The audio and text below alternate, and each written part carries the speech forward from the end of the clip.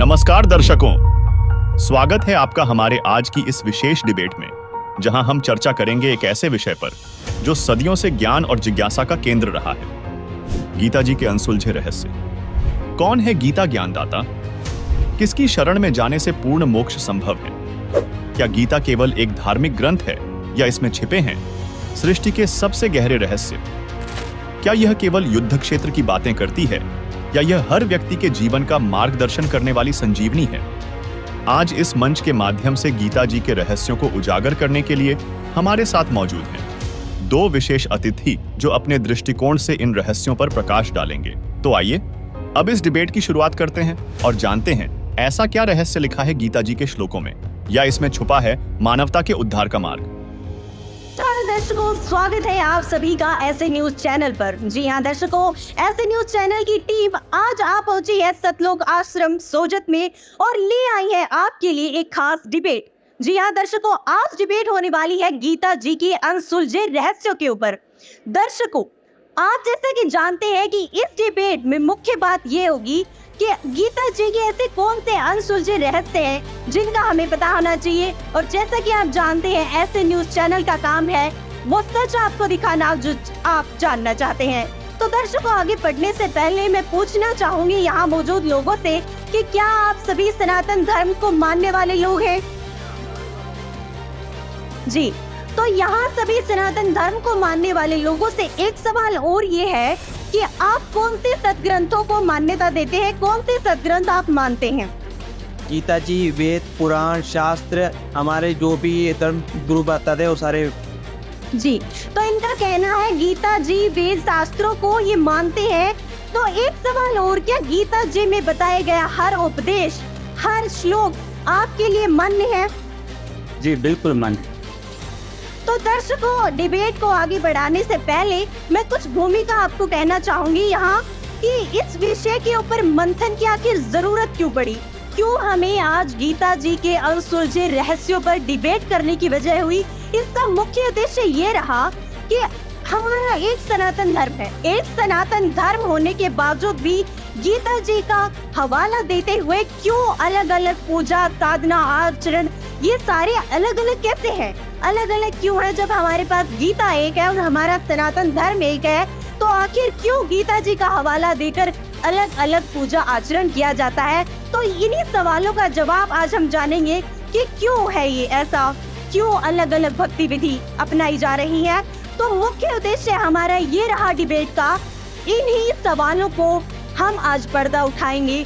आप बने रहे हमारे साथ, पूरी वीडियो को जरूर देखें। तो चलिए यहाँ पे हम शुरू करते हैं और जानना चाहते हैं कि इस डिबेट में सबसे पहले मैं मुख्य अतिथियों के यहाँ पे आपको परिचय करवाना चाहूंगी कि मुख्य अतिथि के रूप में हमारे पास मौजूद है श्री गजानन जी, जो कि साहित्य अकादमी से जुड़े हुए हैं एवं तीनों साहित्य में पठन एवं पाठन का कार्य करते हैं। दूसरी ओर हमारे पास जुड़े हुए हैं सतलोक आश्रम की ओर से श्री लक्ष्मण जी, जो कि जोधपुर से हैं। तो दर्शकों, बिना समय गवाए शुरू करते हैं और जानते हैं कि आखिर श्रीमद् भगवत गीता क्या कहती है, कौन सी भक्ति विधि श्रीमद् भगवत गीता कहती है। तो हम आपसे किसी से भी पूछना चाहेंगे, जो भी आप सवाल का जवाब देना चाहे, कि कौन सी भक्ति विधि श्रीमद् भगवत गीता कहती है। मैं हिंदू धर्म से बिलोंग करता हूँ और श्रीमद् भगवत गीता जो चारों वेदों का सार है, हमारे लिए सुधार्य है। इसी के अध्याय 18 के श्लोक 17 में लिखा हुआ है कि इस धर्म में गीता का जो पाठ करता है वह मेरे को ज्ञान यज्ञ से पूज रहा है। इसी के अध्याय 18 के श्लोक 71 में लिखा हुआ है कि इसको जो श्रद्धा से दोष रहित सुनता भी है वह भी श्रेष्ठ कर्म करने वाले लोगों को जाता है। इसी में हम अपना कल्याण पाते। इन श्लोकों को भगवत गीता के अंदर देखा जा सकता है। क्या आप प्रमाणित कर सकते हैं कि किस श्लोक में ये प्रमाण है? अध्याय 18 के श्लोक 70 के अंदर ये श्रीमद् भगवत गीता है। जयदयाल गोविंद इसके अनुवादक हैं और इसी के अध्याय 18 के ये श्लोक 70 है। अध्यक्षते च ये इमं धर्मं सवालम आवयो ज्ञान यज्ञेन तेन अहम इष्ट सवाय इति वेमति। इसी के अध्याय 18 के श्लोक 71 में है, श्रद्धावान अनुसूय च श्रुणुयात अपि ये नर स अपि मुक्त सुभान लोकान प्राणुयात पुण्य करना। तो दर्शकों, इन्होंने प्रमाणित किया कि जो गीता जी का नित्य पाठ है वो किए जाना कौन से श्लोक और कौन से अध्याय में वर्णित है। तो आप में से क्या कोई और बताना चाहेगा कि क्या भक्ति विधि है जो सही है? जी जी, बहुत इंटरेस्टिंग सवाल है। अभी इन्होंने सबसे पहली बात तो मनुष्य जन्म बहुत दुर्लभ बताया गया है। मानव जन्म दुर्लभ है, मिले न बारंबार, जैसे तरवर से पत्ता टूट गिरे लगे न बहुर डार। तो सबसे पहले हम मनुष्य जन्म प्राप्त हुआ है तो हमें we should know who is the god and where does he live and what is the right way worship and what is the salvation and how can attain them. तो अभी भाई साहब ने जो बताया है गीता अध्याय 18 का 70 और 71 का जो उल्लेख किया है, उसमें भी इन्होंने जो ध्यान से अगर देखा हो तो उसमें लिखा हुआ है कि यहाँ से सिर्फ ज्ञान यज्ञ का लाभ होगा उनको, नॉट साल्वेशन या मोक्ष की बात नहीं है वहाँ पे कि सिर्फ गीता अध्याय 18 की 70 और 71 में पढ़ने से, यानी जो पाठ करने से और सुनने से ही अगर मोक्ष प्राप्त हो जाता तो हमारे बड़े बड़े राजाओं ने राजपाट छोड़ा, बड़े बड़े ऋषि मुनियों ने अपना शरीर मिला दिया। इतना आसान नहीं है। गीता ज्ञानदाता ही गीता 8 के 13 श्लोक में कहता है ओम इति एकाक्षरम ब्रह्म भगवान माम अनुशमरण ये प्रयाति तजन देहम सयाति प्रमाम गति। गीता ज्ञानदाता कहता है कि मेरा एक ओम मंत्र है और उसका जाप करने से जो भी साधक है वो प्राण त्यागते समय अगर वो करेगा तो ओम नाम से जो गति प्राप्त होगी वो उसको लाभ होगा। यानी गीता उसका जाप करने की वो संकेत दे रहा है। इसके अलावा गीता ज्ञानदाता गीता 17 के 23 श्लोक में कहता है कि ओम तत्सत इति निर्देशे ब्राह्मणे त्रिविधे समर्थे ब्राह्मणा तन्वेगा यगा वीता पुरा। यानी ओम तत्सत ये 3 मंत्र बताए गए हमारी गीता के अंदर।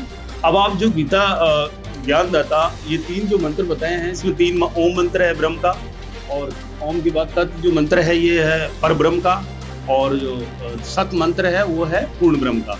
तो तीनों मंत्रों का 3 विधि के द्वारा लिया जाना है और इस तरीके से उसका जाप करना है। तो और हमने गुरु नानक जी बड़े शिरोमणि संतों को देखे, उनका जैसे एक समुद्र की साखी में उल्लेख आता है कि गुरु नानक जी अपने बाला और मर्दाना जो पीछे चल रहे होते हैं उनको भी मंत्र जाप करने को दिया और खुद भी मंत्र का जाप कर रहे थे। तो हमारे संत शिरोमणि और हमारे सारे जो है मैंने अभी गीता में दिखाया और सारे शास्त्रों में भी यही है। जैसे रामायण की बात करें तो उसमें बताया साफ बताया गया कि कलयुग केवल नाम आधारा शुमर सुमर नर उतरे पारा। तो अब मैं भाई साहब से जानना चाहूंगा कि सिर्फ एक 18 की 17 और 71 को लेके क्या वो मोक्ष प्राप्त करना चाहते हैं, और अगर मोक्ष प्राप्त करना चाहते हैं तो इनके ऊपर है ये सारा, शास्त्र क्या कह रहे हैं और उनको क्या डिसीजन लेना है ये उनके ऊपर है। अभी आपने सुना डिबेट में शामिल श्रद्धालुओं के विचार और उनके द्वारा प्रस्तुत प्रमाण। पहले श्रद्धालु ने गीता जी के अध्याय 18 के श्लोक 70 से 71 से प्रमाण देते हुए कहा कि गीता जी का नित्य पाठ करके ही जीव को गति और सुख प्राप्त हो सकता है। उन्होंने गीता जी के श्लोकों को आधार बनाकर भक्ति करने के लिए कहा। वहीं दूसरे श्रद्धालु जो संत रामपाल जी महाराज जी के अनुयायी हैं, उन्होंने प्रत्युत्तर में गीता जी के अध्याय 17 श्लोक 23 का प्रमाण प्रस्तुत किया और बताया कि इस श्लोक में गीता ज्ञानदाता स्पष्ट रूप से कहते हैं कि पूर्ण मोक्ष और परमात्मा प्राप्ति के लिए ओम तत् सत इन्हीं 3 बार में दिए गए मंत्रों का सुमिरन आवश्यक है। उन्होंने यह भी कहा कि इसी तत्व ज्ञान के आधारानुसार आदिकाल में ऋषियों द्वारा वेदों की रचना हुई थी।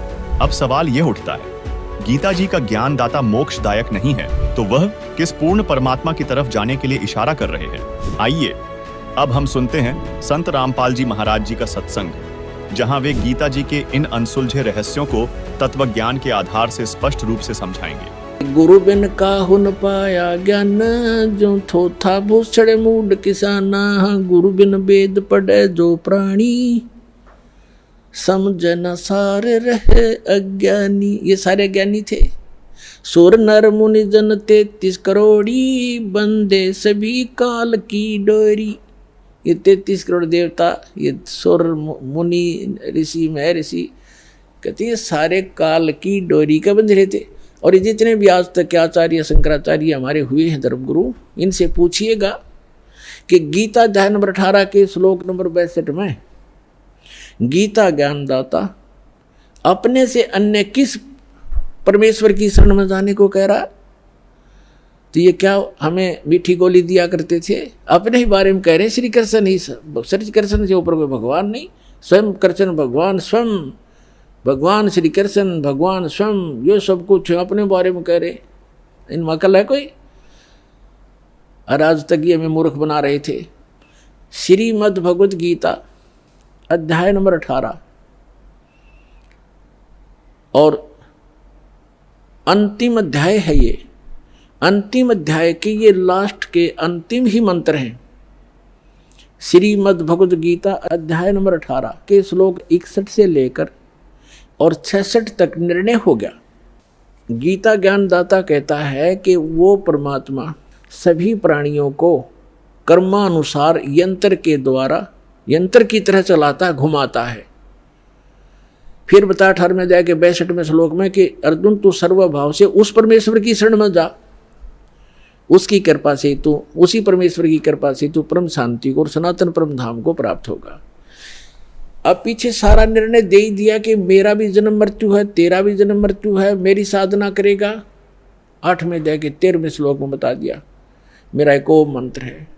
8वें अध्याय के प्रथम मंत्र में अर्जुन ने पूछा कि हे भगवान, आपने 7वें अध्याय के 29वें श्लोक में ये कहा है कि मेरे आश्रित होकर, आश्रित का अर्थ है कि मैंने, गीता ज्ञानदाता कहता है कि तत्वदर्शी संत की खोज जो कर लेता है मेरे निर्देशानुसार, चौथे अध्याय के 32 और 34 में बताया, इस ज्ञान को आश्रय कर लेता है, वो जरा मरण मोक्ष से छूट, जरा और मरण, जरा माने वृद्ध अवस्था, मरण माने मृत्यु, वृद्ध अवस्था के दुख और मृत्यु के दुख से जो छूटने का प्रयत्न करते हैं वे तत्ब्रह्म से, उस तत्ब्रह्म को जान चुके हैं और सारे अध्यात्म ज्ञान से परिचित हैं और सभी कर्मों से वो परिचित हैं। वही व्यक्ति, वही साधक जरा माने वृद्ध अवस्था के दुख से, बुढ़ापे के दुख से और मृत्यु के दुख से छूटने का प्रयत्न करते। तो गीता ज्ञानदाता ने, अर्जुन ने पूछा गीता ज्ञानदाता से 8वें अध्याय के प्रथम मंत्र में कि किम तत्ब्रह्म, वो तत्ब्रह्म क्या है ऐसा जिसको जानने के बाद फिर यहाँ संसार की कोई वस्तु की डिमांड नहीं करता या किसी वस्तु की चाह नहीं रहती, केवल जरा और मरण से ही छूटने का प्रयत्न करते हैं। किम तत्ब्रह्म 8वें अध्याय के 3 श्लोक में उत्तर दिया गीता ज्ञानदाता ने कि वो परम अक्षर ब्रह्म है, गीता ज्ञानदाता से अन्य है। गीता अध्याय नंबर 15 के श्लोक नंबर 16 और 17 में 3 पुरुष हैं। एक सरपुरुष ये ब्रह्म है, अक्षर पुरुष ये परब्रह्म है, जो संसार रूपी वृक्ष का तना है वो अक्षर पुरुष, जिसको परब्रह्म भी कहते हैं। ब्रह्म से नेक्स्ट ब्रह्म, पर माने दूसरा, और सरपुरुष ये ब्रह्म है। इनकी कितनी मलकियत है, कितनी प्रभुता है। यह सरपुरुष जिसको सरब्रह्म भी कहते हैं, संतों ने इसको काल ज्योत स्वरूपी निरंजन भी कहा है। ये केवल 21 ब्रह्मांड का प्रभु है, स्वामी है। और अक्षर पुरुष ये 7 संघ ब्रह्मांड का स्वामी है, केवल इतना ही। और परम अक्षर पुरुष गीता अध्याय नंबर 15 के श्लोक नंबर 16 और 17 में 3 पुरुष हैं। सरपुरुष अक्षर पुरुष ये तो 16वें श्लोक में बता दिए। और ये भी नाशवान, इनके अंतर्गत जितने प्राणी वो भी नाशवान, उनके भी स्थूल शरीर सबका नाश होता है। जीवात्मा तो सबकी अमर है, गधे कुत्ते की भी अमर है।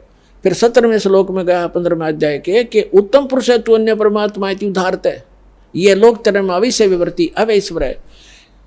वो उत्तम पुरुष यानी पुरुषोत्तम, वो पुरुषोत्तम तो कोई और है जो तीनों लोकों में प्रवेश करके और सबका धारण पोषण करता है, जो परमात्मा कहलाता है, जो वास्तव में अविनाशी है। गीता ज्ञानदाता कहता है कि वो है पुरुषोत्तम, इन दोनों से अन्य है।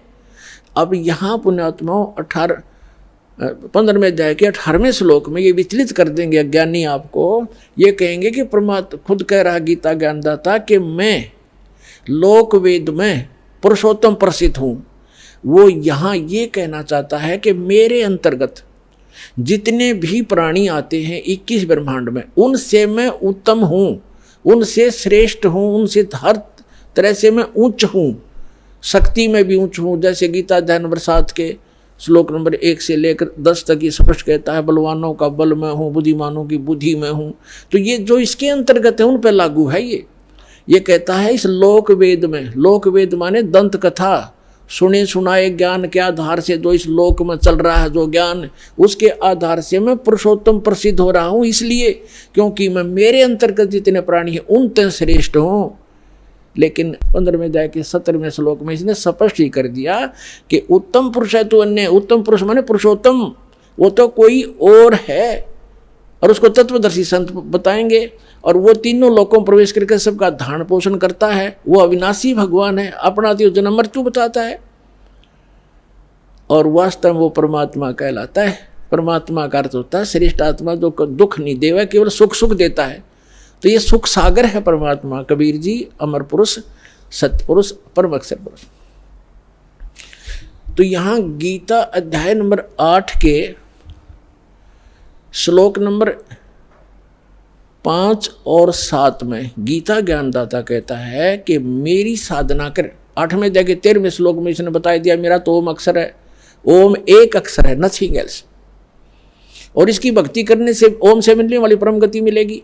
वो क्या मिलेगी? ब्रह्मलोक जाएगा। 8वें अध्याय के 16वें श्लोक में लिखा कि ब्रह्मलोक में गए हुए प्राणी भी जन्म मृत्यु में आते। तो ये कहता है कि 8वें अध्याय के 5 और 7 में कि मेरी भक्ति करेगा मुझे प्राप्त होगा, लेकिन युद्ध भी करना पड़ेगा। तो जहां युद्ध है वहां शांति कहाँ?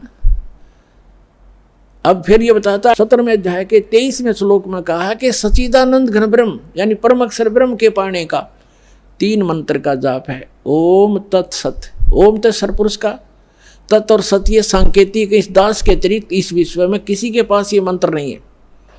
परमात्मा की दास दास पर रजा हुई है। ये कोड वर्ड है, तत् और सत ये सांकेतिक।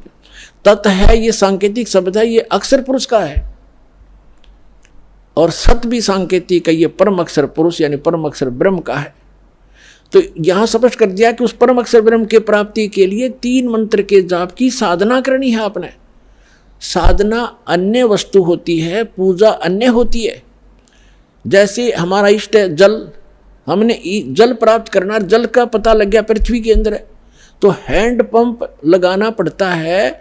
हैंड पंप ऊपर फिर उसके पाइप बोकी लगाना, फिर ऊपर मशीन लगाना, हैंड पंप, ये सारी जो व्यवस्था है, ये उपकरण प्रयोग करने पड़ेंगे, साधना करनी पड़ेगी हमने उस उपास्य यानी इष्ट को प्राप्त करने के लिए, जल को प्राप्त करने के लिए। ये मंत्र हमारे पूज्य नहीं है, इन मंत्रों से हमें वो पूज्य वस्तु प्राप्त होगी। ये साधना है, ये मजदूरी है हमारी। तो यहाँ अभी तक ये कबीर पंथी यहाँ मार खा गए, इन मंत्रों को इन्होंने अवॉइड कर दिया कि तो काल के मंत्र हैं, ओम भी काल का फलाना। अरे हमने पानी जल प्राप्ति के लिए जो साधना प्रयोग करनी है वो चाहे लोहे की है, तो उस लोहे की वस्तु बिना वो जल ना मिल रहा है। इसी प्रकार ये जो मंत्र हैं ये अभी तक किसी का समझ में नहीं आए थे। उन महापुरुषों ने छोड़कर जिनको भगवान मिले, उन्होंने तो स्पष्ट किया है कि वही गुरु पूरा कहावत 2 अक्षर का भेद बतावे। नानक साहब जी कहते हैं, जय तू पढ़िया पंडित बिन 2 अक्षर 2 नामा, परमति नानक एक लंघाए जय कर सत समावा। 2 अक्षर का तो सतनाम है, एक ये सार नाम है, इनसे हटकर है। ओम और तत् मिलकर सतनाम बनता है 2 अक्षर का। इसकी श्वास और उश्वास से साधना करनी होती है, और सत जो है वो सार नाम है, वो अलग है। इन सब की साधना करनी पड़ती है। 17वें अध्याय के 23वें श्लोक में श्रीमद् भगवद गीता में गीता ज्ञानदाता बता रहा है कि सच्चिदानंद घन ब्रह्म के पाने का केवल ओम तत्सत ये 3 मंत्र के जाप का निर्देश है, नथिंग एल्स, और कोई नहीं। निर्देश माने फाइनल डायरेक्शन, इसके अतिरिक्त कुछ नहीं। अब यहाँ 8वें अध्याय के 5 और 7 में तो अपने विषय में बता दिया कि मेरी साधना करेगा मुझे प्राप्त होगा, लेकिन युद्ध करना पड़ेगा। तो युद्ध करना जहाँ पड़ गया वहाँ शांति कहाँ? फिर 8वें अध्याय के 8, 9, 10 3 मंत्रों में स्पष्ट किया गीता ज्ञानदाता ने कि उस परम अक्षर ब्रह्म की भक्ति करोगे तो उसी के पास जाओगे। उसकी साधना का मंत्र बता ही दिया, वो ओम तत्सत।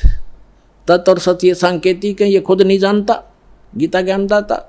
उसके लिए 4थे अध्याय के 32 और 34 में स्पष्ट कर दिया है मंत्र में कि जो सच्चिदानंद घन ब्रह्म अपने मुख कमल से, परम अक्षर ब्रह्म स्वयं आते हैं यहाँ पर, वो काल पुरुष, और अपने मुख कमल से यथार्थ ज्ञान और यथार्थ भक्ति विधि बताते हैं। उसके अंदर विस्तार से कही गई है वो धार्मिक अनुष्ठानों की जानकारी, यज्ञों की। यज्ञ माने धार्मिक अनुष्ठान, साधनाएं। उसको जानने के बाद साधक फिर पूर्ण मोक्ष प्राप्त कर जाता है। उसके लिए तत्वदर्शी संतों के पास जाने के लिए गीता ज्ञानदाता कहता है। इसे सिद्ध है कि गीता ज्ञानदाता न तो तत्व ज्ञान से परिचित और तत्व ज्ञान गीता ज्ञानदाता से अन्य है, और वो तत्वदर्शी संत भी अन्य है। तो वो ये दास है, रामपाल दास, आज विश्व में इस तत्व ज्ञान से परिचित। दर्शकों, अभी आपने संत रामपाल जी महाराज जी के सत्संग के माध्यम से गीता जी के गूढ़ रहस्यों को गीता जी के आधार पर समझा। आपने यह जाना कि गीता ज्ञानदाता स्वयं को पूर्ण परमात्मा नहीं मानते। उन्होंने गीता अध्याय 18 श्लोक 62 में स्पष्ट रूप से निर्देश दिया है कि किसी और परमेश्वर की शरण में जाना चाहिए।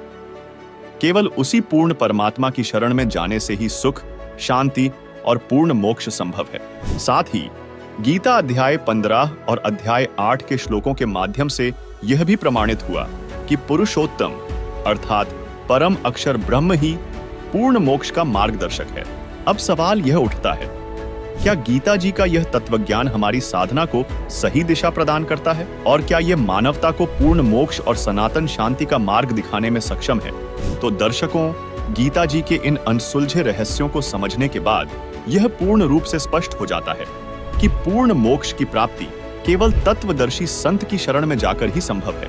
अब आइए डिबेट में आगे बढ़ते हैं और जानते हैं कि कौन सी साधना करने योग्य है और कौन सी नहीं। तो इन्होंने बताया कि सिर्फ नित्य पाठ करना ही नहीं, बल्कि कोई मंत्र जाप है जो कि इन्होंने अभी प्रमाणित किया कि ओम तत्सत का जाप है, उससे होगा। तो हम और जानना चाहेंगे कि गीता जी आपके अनुसार किस प्रकार की भक्ति साधना करने को कहती है। जी, मैं गीता जी के अनुसार जो है साधना करता हूँ। मेरे घर में एक बहुत बड़ा जो है प्रार्थना स्थल बनाया हुआ है और एक आसन बनाया हुआ है जो ज़्यादा तो ऊंचा है न ज़्यादा नीचा है। उसके ऊपर पुष्पशाला बिछाई हुई है, उसके अंदर बैठ कर मैं 3 घंटे मैं प्राणायाम करता हूँ और जिसके अंदर जो है अपनी रीढ़ की हड्डी को सीधा रखता हूँ और नाक को सीधा करके अपने मन और इंद्रियों को जो है बस में करके 3 घंटे प्राणायाम करता हूँ, जैसा कि गीता जी ने बताया हुआ है। तो इन्होंने बताया कि ओम तत्सत का जाप करना है, आपने बताया ध्यान करना है। तो क्या इस चीज का प्रमाण गीता जी में है कि हमें ध्यान करना चाहिए? आप गीता दीजिए, मैं प्रमाण। ये देखिए आपके सूचो देशे प्रतिष्ठाप्य स्थिरम आसनम आत्मन न अति उच्चतम न अति नीचरम चेला जिन कुशोत्तरम। शुद्ध भूमि में ऊपर या नीचे कुशा मृक्षाला और वस्त्र बिछाकर, न तो ऊंचा हो न नीचा हो, ऐसे में बैठकर आसन लगाकर प्रार्थना करते हैं। जो आसन लगाकर प्राणायाम करते हैं मैं उसको प्राप्त करता हूँ। तो दर्शकों, इन्होंने गीता जी से प्रमाणित कर दिया कि जो आसन लगाकर ध्यान किया जाता है वो गीता जी में प्रमाणित है। हाँ जी सर, आप क्या कहना चाहते हैं? ऐसा है जी, गीता जी के अध्याय 17 में श्लोक नंबर 5 और 6 में लिखा है कि जो मनुष्य शास्त्र विधि से रहित केवल मन कल्पित घोर तप को तपते हैं, वे दंभ और अहंकार से युक्त, कामना आसक्ति के बल के अभिमानी से युक्त हैं। तो ऐसे व्यक्ति जो अपने इस प्रकार से शरीर रूप में स्थित भूत समुदाय को और अंतःकरण में स्थित मुझ परमात्मा को भी कृष्ण करने वाले होते हैं, वे अज्ञानी और आसुर स्वभाव वाले होते हैं, ऐसा ही जाने। दर्शकों, इन्होंने जैसा कि दूसरा जो 17 अध्याय दिखा है उसमें कहीं ना कहीं जो पहले इन्होंने बताया था उस बात का खंडन हो रहा है कि हठ योग करना, ध्यान करना, इन्होंने बताया कि गीता जी में वर्णित है कि हठ योग करना, तप करना ये सही साधना नहीं है। तो कहीं ना कहीं ये मतभेद हो रहा है और आज इस डिबेट का हिस्सा यही है कि आखिर ये गीता जी को लेकर इतने मतभेद हो क्यों रहे हैं, जब गीता जी एक तरफ कह रही है कि हठ योग करना है, ध्यान करना है, पूजा विधि में ये बहुत जरूरी है, शामिल है, गीता जी के अनुसार है, गीता जी में लिखा है। और दूसरी तरफ इन्होंने बताया कि गीता जी में ये भी लिखा है कि जो हठ योग है, तप साधना है, वो नहीं करनी है। तो आगे और क्या? अध्याय 3 के श्लोक 5 से 8 में देखिए, जो भी मनुष्य किसी भी काल में क्षण मात्र भी बिना कर्म किए नहीं रहता है, क्योंकि सारा मनुष्य समुदाय प्रकृति जन गुणों द्वारा परवरिश हुआ है, कर्म करने के लिए बाध्य किया जाता है। जो मूढ़ बुद्धि मनुष्य जो है वो इंद्रियों को हट करके, रोक करके और मन से उस इंद्रियों के विषयों को चिंतन करता रहता है, वह मिथ्याचारी और दंभी कहा जाता है। इसी प्रकार से हे अर्जुन, जो व्यक्ति मन से इंद्रियों को वश में करके अनासक्त हुआ, समस्त इंद्रियों द्वारा कर्म योग आचरण करता वही श्रेष्ठ है। अध्याय 8 के 7 श्लोक में लिखा है, हे अर्जुन, तू युद्ध भी कर और स्मरण भी कर, इसी से तुम्हारा कल्याण होगा। जी, आप हाथ उठा रहे हैं, क्या कहना चाहेंगे आप? इन दोनों ने गीता जी में इस श्लोक को प्रमाणित किया है। अब हम ये जानना चाहते हैं कि इन दोनों में से सत्य श्लोक कौन सा है, सही श्लोक कौन सा है। जी बिल्कुल, डिबेट की मुख्य बात भी यही है कि आखिर सच कौन सा है। ये दो मत आखिर उठ क्यों रहे हैं? जब एक ही गीता जी है तो दो प्रकार की बातें हो ही कैसे सकती है? जैसा कि आपने कहा कि ऐसा क्यों है, जो सेकंड रो पे बैठे हैं उन्होंने बताया कि मैं आसन लगा के और 3 घंटे ध्यान करता हूँ और नासिका के अगर पाक पर ध्यान लगा करके भक्ति करता हूँ। तो ये है गीता का अध्याय 6 श्लोक 10 से 15 के अंदर, जबकि गीता अध्याय 3 श्लोक 5 से 8 में कहा है कि आपको हठ योग नहीं करना है। तो जैसा कि अभी एक दर्शक का सवाल आया है, बहुत ही अच्छा सवाल है कि फिर हम गीता के श्लोक की कौन सी बात माने या भगवान का कौन सा आदेश माने। तो आपको साथ में बताया कि यजुर्वेद अध्याय 40 का मंत्र 15, जहां पे कहा है कि ओम नाम का जाप आपको काम करते करते करना है। और यही गीता में भी कहा है कि अर्जुन तू युद्ध भी कर और मेरा स्मरण भी कर, अध्याय 8 श्लोक 7 के अंदर, कि अर्जुन तू अगर एक जगह बैठ जाएगा तो तेरा निर्वाह कैसे चलेगा। यानी ये गीता वाली बात वेद से मिल रही है, यजुर्वेद अध्याय 40 के मंत्र 15 में। तो हमें ये वाला गीता का आदेश मानना है, यानी हमें हठ योग नहीं करना है। अगर आप हठ योग करोगे तो गीता अध्याय 17 श्लोक 5 और 6 में कहा है कि ये मुझे भी कृष करने वाले हैं, घोर जो कल्पित तप करते हैं मेरे को भी परेशान करने वाले, कृष करने वाले।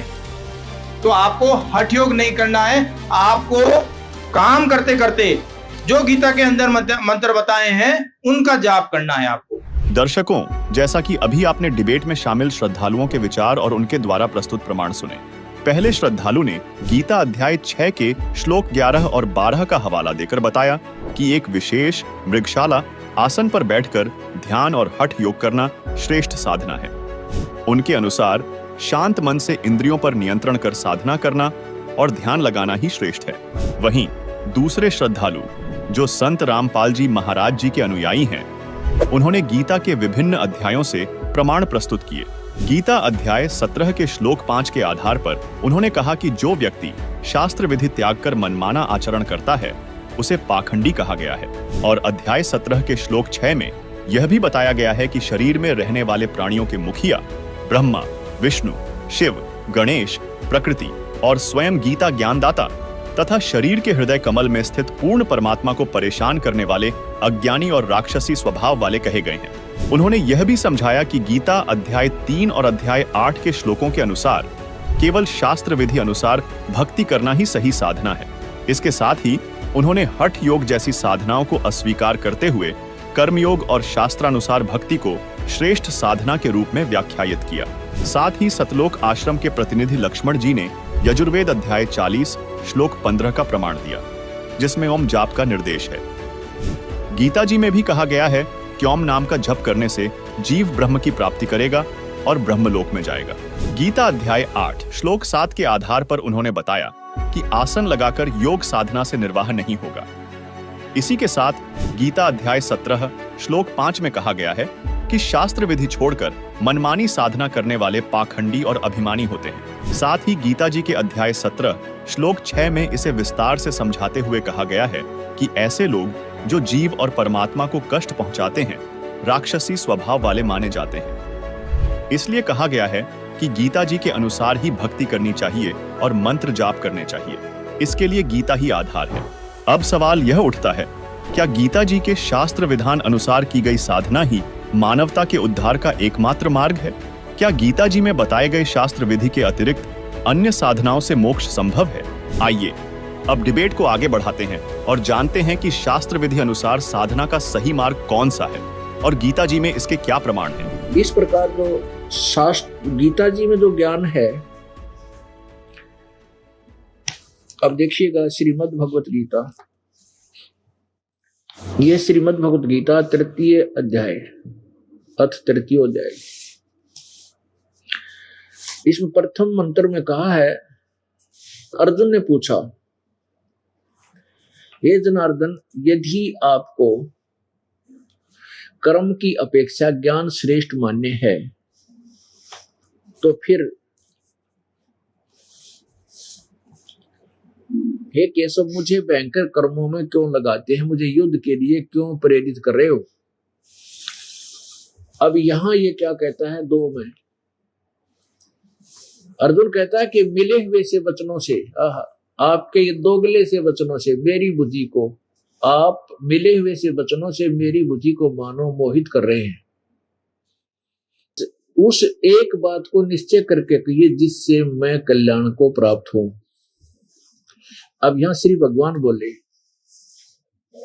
हे निष्पाप, इस लोक में दो प्रकार की निष्ठा मेरे द्वारा कही गई है, पहले कही गई है। उनमें से सांख्य योगी की तो निष्ठा तो सांख्य ज्ञान योग से, और योगियों की निष्ठा कर्म योग से होती है। आगे देखो, अब चौथे में कहा है कि मनुष्य न तो कर्म का प्रारंभ किए बिना निष्कर्मता को प्राप्त होता है, यानी योग निष्ठा को प्राप्त होता है, और न कर्मों का केवल त्याग मात्र से सिद्धि यानी सांख्य निष्ठा को प्राप्त होता है। पांचवें में कहा है, निसंदेह कोई भी मनुष्य किसी भी काल में क्षण मात्र भी बिना कर्म के नहीं रहता, क्योंकि सारा संसार, सारा मनुष्य समुदाय प्रकृति जनित गुणों द्वारा परवश किया हुआ कर्म करने के लिए बाध्य किया जाता है। अब छठे में, जो मूढ़ बुद्धि मनुष्य समस्त इंद्रियों को हठपूर्वक ऊपर से रोककर मन से इंद्रियों का चिंतन करता है, वह मिथ्याचारी और दंभी कहलाता है। अब देखो, जो मूढ़ बुद्धि, जो मूर्ख व्यक्ति कर्म इंद्रियों को हठपूर्वक रोककर मन से इंद्रियों का चिंतन करता रहता है, वह मिथ्याचारी अर्थात दंभी कहलाता है। कहने का भाव यह कि जो एक स्थान पर बैठ कर हठपूर्वक आसन लगाकर और हठ योग करने की चेष्टा करता है, मन रोकने की चेष्टा करता है, उसके विषय में कहा कि वो तो मिथ्याचारी दंभी अर्थात पाखंडी है। सातवें में कहा कि किंतु अर्जुन, जो पुरुष मन से इंद्रियों को वश में करके और अनासक्त हुआ समस्त इंद्रियों द्वारा कर्म योग का आचरण करता है, यानी अपनी इंद्रियां न रोक ले और कर्म योग माने काम करते करते भगवान की भक्ति करता है, वह श्रेष्ठ है। काम करते, कर्म योग माने काम करते करते, ना कि एक जगह स्थान पर बैठकर कर्म योग का आचरण करता हुआ, कर्म योग माने अपना स्वाभाविक कर्म करता हुआ, वही श्रेष्ठ है। आगे देखो, आठवें में कहा है, तू शास्त्र विहित कर्तव्य कर्म कर, क्योंकि कर्म ना करने की अपेक्षा कर्म करना श्रेष्ठ, तथा कर्म न करने से तेरा निर्वाह, शरीर निर्वाह भी तो नहीं सिद्ध होगा, यानी तेरा पेट कैसे पड़ेगा। ये तो बिल्कुल सही, ये है वेद अनुसार ज्ञान जो ब्रह्म ने दिया है। और आगे छठे अध्याय में उस तीसरे अध्याय के विपरीत ज्ञान दिया है। तीसरे अध्याय के 1 से लेकर जो 8वां वर्णन है उसके विपरीत अब अध्याय नंबर 6 के श्रीमद् भगवद गीता के अब 10, 11, 12, 13, 14 में जो इसने 15 तक ज्ञान दिया है वो इसका अपना ज्ञान है। अब देखना, ये अध्याय नंबर 6 श्लोक नंबर 10 से प्रारंभ करें। मन और इंद्रियों सहित शरीर को वश में रखने वाला आशा रहित, संग्रह रहित योगी अकेला ही एकांत स्थान में स्थिर होकर आत्मा को निरंतर लगावे, परमात्मा में लगावे,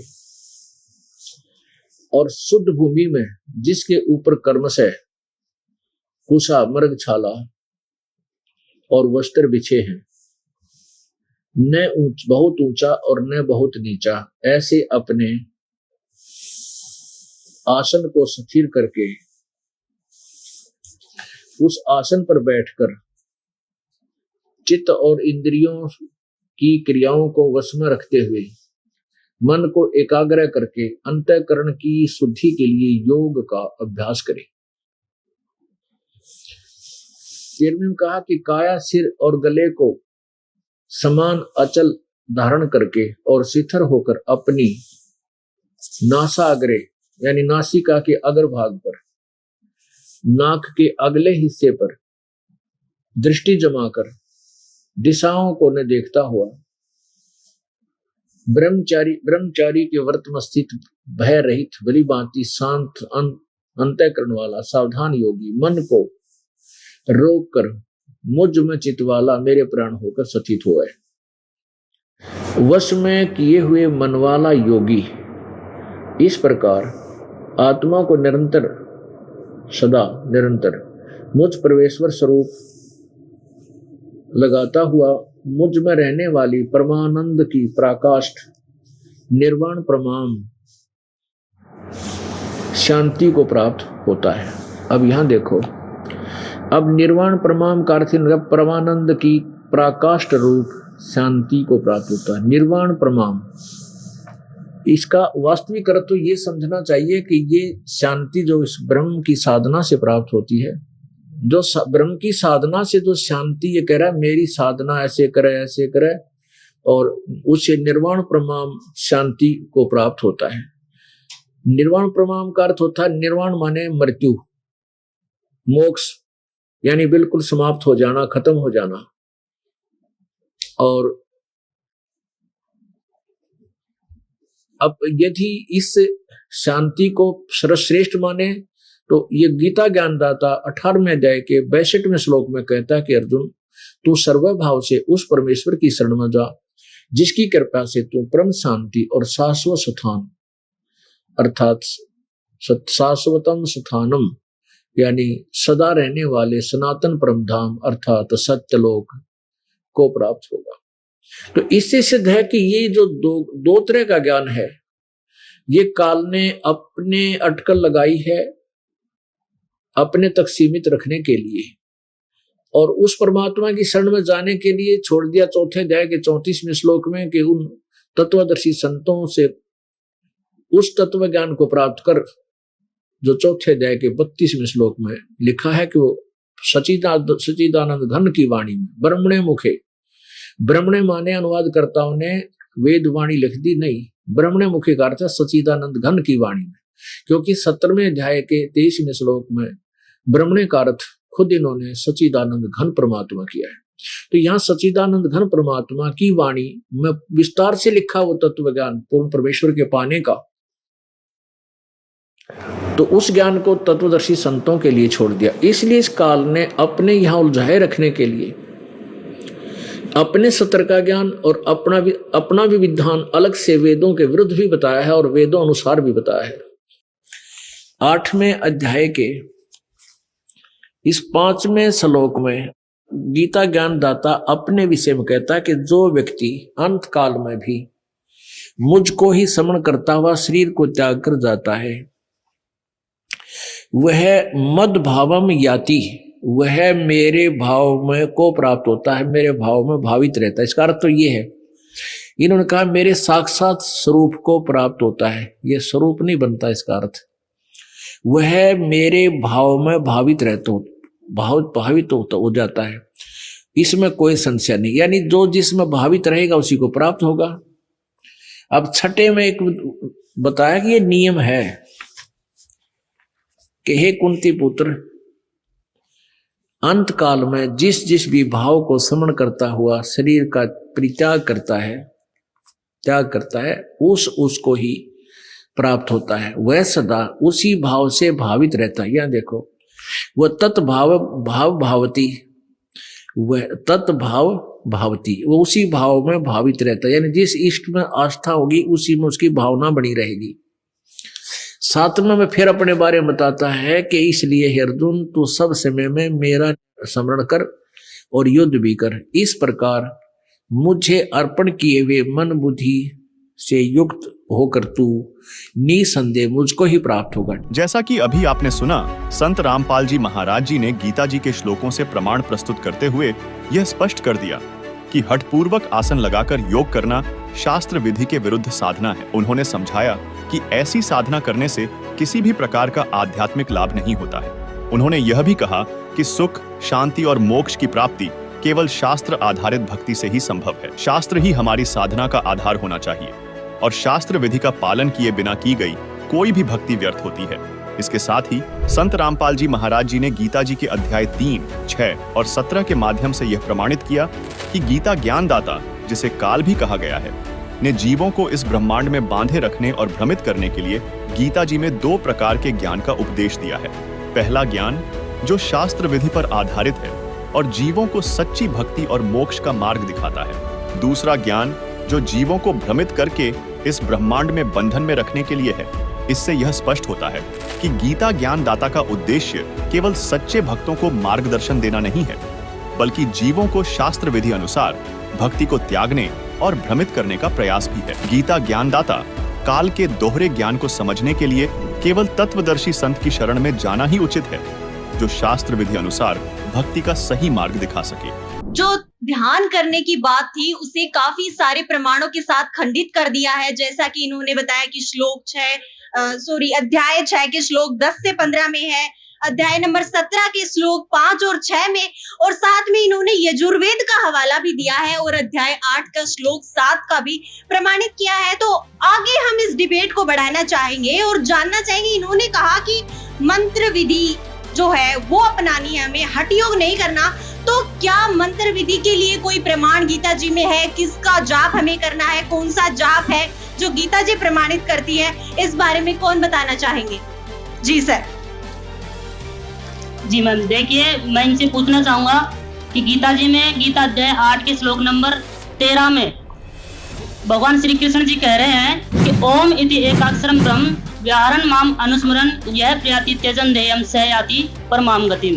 अर्थात मेरा तो एकमात्र ओम मंत्र है, इसकी भक्ति करने वाला यानी कि इसको मरते दम तक उच्चारण करने वाला यदि शरीर छोड़कर जाता है तो परम गति को प्राप्त होता है। गीता अध्याय 8 का जिक्र हुआ है कि उसमें लिखा है ओम जाप का जाप करने से जो है परम गति होती है। बिल्कुल ऐसा ही कहना, आप प्रमाणित करेंगे इसको गीता जी से? जी, हम इसको गीता जी से प्रमाणित करेंगे। मगर दर्शकों, फिर भी कहीं ना कहीं एक ये सवाल रह जाता है कि आखिर गीता ज्ञानदाता इस प्रकार से अलग अलग मत क्यों है हमारी गीता जी के अंदर? जब एक तरफ कहता है, किसी चाहे एक श्लोक में ही कह रहे हैं कि वो ध्यान करना है, दूसरी ओर कह रहे हैं कि नहीं उसमें जाप करना है, और इनका कहना है कि जो जाप है वो ओम नाम का है और उसको ये प्रमाणित भी करेंगे। तो दर्शकों, आखिर वजह क्या है इन मतभेद की? जी बिल्कुल, आप प्रमाणित करेंगे? जी देखिए, ये भी अपनी गीता से मिला सकते हैं। गीता जी में यही लिखा हुआ है कि ओम इति एकाक्षरम ब्रह्म व्याहरण माम अनुस्मरण यह प्रयाति त्यजन देयम सहयाति परमाम गतिम। यानी कि जो पुरुष ओम एक अक्षर को उच्चारण करता हुआ शरीर छोड़कर जाता है, त्याग कर जाता है, वह पुरुष परम गति को प्राप्त होता है। तो दर्शकों, जैसा कि आपने सुना, श्रद्धालु ने गीता जी के अध्याय 8 श्लोक 13 से प्रमाण देते हुए कहा कि गीता ज्ञानदाता ब्रह्म है और उनका मंत्र ओम है। इसी मंत्र के नाम जाप का निर्देश गीता जी में दिया गया है, लेकिन पूर्ण मोक्ष का मार्ग केवल पूर्ण मोक्ष मंत्र से ही संभव है, जिससे मनुष्य जन्म मरण के चक्र से मुक्त हो सकता है। आइए अब जानते हैं कि वह पूर्ण मोक्ष मंत्र क्या है। दर्शकों, ओम मंत्र तो सार्वजनिक है कि यह ब्रह्म काल यानी क्षर पुरुष का है, जो 21 ब्रह्मांडों का स्वामी है। इसकी 1000 भुजा और 1000 कला हैं, जबकि सांकेतिक मंत्र तत्व पर ब्रह्म यानी अक्षर पुरुष का है, जो 7 शंख ब्रह्मांडों का प्रभु है। यह 10,000 कला का भगवान है तथा सांकेतिक मंत्र सत परम अक्षर ब्रह्म यानी सर्वशक्तिमान परमात्मा पूर्ण ब्रह्म का है, जो असंख्य ब्रह्मांडों का मालिक है। यह साइंटिफिक ज्ञान है जिसमें प्रैक्टिकल भी है और थ्योरी भी है। जब हम इन 3 मंत्रों का जाप करेंगे तब हमें मोक्ष की प्राप्ति होगी, और इन मंत्रों की प्राप्ति के लिए हमें तत्वदर्शी संत की तलाश करनी होगी। यहाँ पे जो चर्चा हो रही है सनातन धर्म को लेकर, कि सनातन संस्कृति के वाहक माधव श्री कृष्ण, जय श्री कृष्ण, राधे राधे, इस संसार के सर्वेश्वर भगवान है माधव, गोविंद, मधुसूदन, वो कृष्ण, जिसकी उपदेश की हुई उपदेशित गीता को यहाँ पे हम डिस्कस कर रहे हैं, चर्चा कर रहे हैं। और शास्त्र ही सबकी सबसे बड़ी आंखें होती है। पुरातन जो हमारे प्राचीन पूर्वजों ने जिस विधि को अपनाया है, अगर हम उसको नहीं अपनाएंगे तो हम मोक्ष तो क्या, हम उस भगवान की छवि को पाना भी बहुत मुश्किल हो जाएगा। क्यों सर, क्या कहेंगे आप इसमें? देखिए ऐसा है, आपने कहा कि जो पूर्वजों के द्वारा भक्ति चल रही है उसी को हमें करना चाहिए, जबकि आप कह रहे हैं कि गीता का ज्ञान कृष्ण जी ने दिया है, गीता में ऐसा बोला गया है, तो हम पूरी दुनिया कहती है सर। हाँ, मैं नहीं कह रहा हूँ, पूरी दुनिया कहती है, क्या नहीं कहती है? और कहती है ना। और हम उस पूरी दुनिया कहती है कि कुरुक्षेत्र के मैदान में खड़े होकर ये ज्ञान पूरा श्री कृष्ण ने दिया था। हम उसी गीता पे ही चर्चा कर रहे हैं कि गीता में कहाँ पे क्या बोला गया है। ठीक तो है आपने जैसा कहा कि पूर्वजों के द्वारा जो भक्ति विधि चल रही है हमें वही करनी चाहिए। बिल्कुल। तो उसमें कर्म बंधनों से मुक्ति कैसे होगी? कर्म बंधनों की यहाँ पे बात कही उन्होंने, जैसा कि गीता अध्याय 4 श्लोक 16 से 22 में कर्मों के बारे में बताया है। कर्मों के बारे में एक बार मैं बताऊं कि किम कर्मम किम कर्मेति कवियो मोहिता तत्ते कर्मम प्रवक्ष्यामि यज्ञात्वा मोक्षित अशुभात्। उन्होंने यहाँ पर पूर्णतया कह दिया कि कर्मण्य कर्म ही है, पश्यत कर्मणि च कर्म यह है, सब बुद्धिमान मनुष्य से उससे युक्त है, कृत्सन कर्म कतु। कि है पार्थ, जो कर्म बंधन से हमको मोक्ष दिलाना है तो वो मोक्ष पूर्वजों के द्वारा की हुई भक्ति के द्वारा ही किया जा सकता है। यस्य सर्वे समारंभा काम संकल्प वर्जिता ज्ञान अग्नि दग्ध कर्माणम तमाहु पंडितम बुधाहा। क्या कहेंगे सर आप इस पे? देखिए ऐसा है, यहाँ कर्मों की बात चल रही है। गीता अध्याय 4 श्लोक कर्म बंधन की बात 22, कर्म बंधनों से मुक्ति कैसे होगी? और जैसा कि आप कह रहे हैं कि भाई ऐसे ही कर्म बंधनों से मुक्ति हो जाएगी, तो मेरे इस सवाल का आप जवाब दें कि कृष्ण भगवान जो त्रिलोकीनाथ हैं, क्या वो कर्म बंधनों से मुक्त हो गए या हो गए थे? बिल्कुल। नारद जी ने श्राप दिया था विष्णु भगवान को, तो उस श्रापवश विष्णु भगवान को वापस श्री रामचंद्र जी के रूप में आना पड़ा और श्री रामचंद्र भगवान ने बाली को मारा। बिल्कुल। तो वो कर्म चुकाने के लिए वापस रामचंद्र जी कृष्ण जी के रूप में आए द्वापर में, और वो बाली वाली आत्मा भील के रूप में आए। उस भील के विषाक्त तीर से प्रभु श्री कृष्ण की पैर में तीर लगने से, विषाक्त तीर लगने से मौत हो गई थी। जो प्रभु श्री कृष्ण कर्म बंधनों से मुक्त का उपदेश दे रहे थे, वो खुद कर्म बंधनों से मुक्त नहीं हो पाए और वहां पे तीर लगने से मौत हो गई।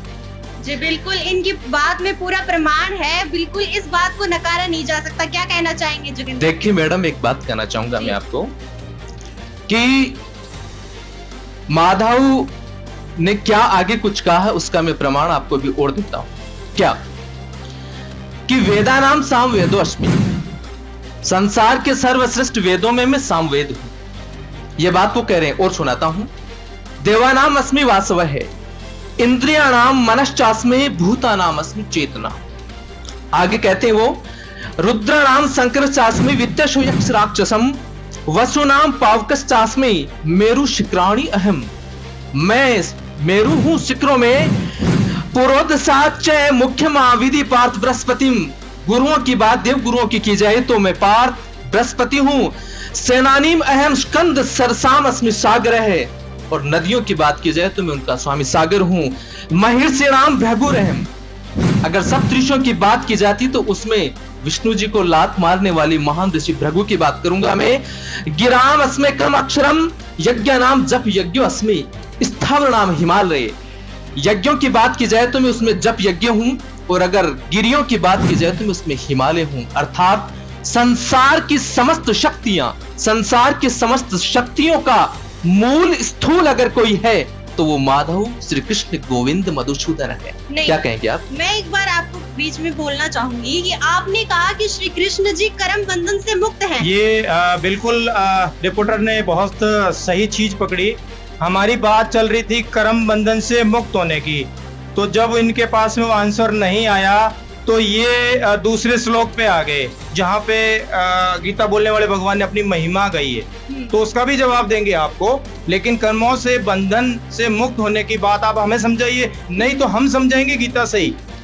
आप बताइए सर, क्योंकि हमारे पास ये सब प्रमाण नहीं है। हाँ, हम बताते हैं आपको कि गीता अध्याय 2 श्लोक 17 कि अविनाशी तू तत् विधि येन सर्वम इदम ततम विनाशम अव्यस्य अस्य न कश्चित कर्तुम अर्हति। गीता बोलने वाले भगवान कह रहे हैं कि नाश रहित तो तू उसको जान जिससे यह संपूर्ण जगत व्याप्त है।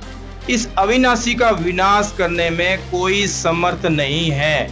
मेरा दर्शकों से निवेदन है कि इस बात पे आप ध्यान दें कि ये गीता अध्याय 2 श्लोक 17 क्या कह रहा है कि अविनाशी तो तू उसको जान जिसका विनाश करने में कोई समर्थ नहीं है, उसका विनाश करने में कोई समर्थ नहीं है। जबकि त्रिलोकीनाथ का तो विषाक्त तीर लगने से ही मौत हो गई है, मृत्यु हो गई है, विनाश हो गया एक तरह से, यहाँ ये देख कह सकते हैं।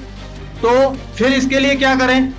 इसके बाद में कर्मों से मुक्त कैसे होंगे? 2 के 17 में तो है कि अविनाशी उसको जान जिसका कोई विनाश करने में सक्षम नहीं है, उसका विनाश कोई नहीं कर सकता है। बिल्कुल। लेकिन कर्मों के बंधन से मुक्त कैसे होंगे, ये हमारी गीता जी क्या कह रही है? 4 का 32 श्लोक क्या कह रहा है? एवं बहुविधा यज्ञः विततः ब्रह्मणः मुखे कर्म जान विधि तान सर्वान एवं ज्ञात्वा विमोक्षे। वेद की वाणी विस्तार से कहे गए हैं। यहाँ पे ब्रह्मणे मुखे का अर्थ होता है सच्चिदानंद घन ब्रह्म की वाणी में कहे विस्तार से कहे गए हैं। उन सबको तू मन इंद्रिय और शरीर की क्रिया द्वारा संपन्न होने वाले जान। इस प्रकार तत्वों से जान करके, समझे बात?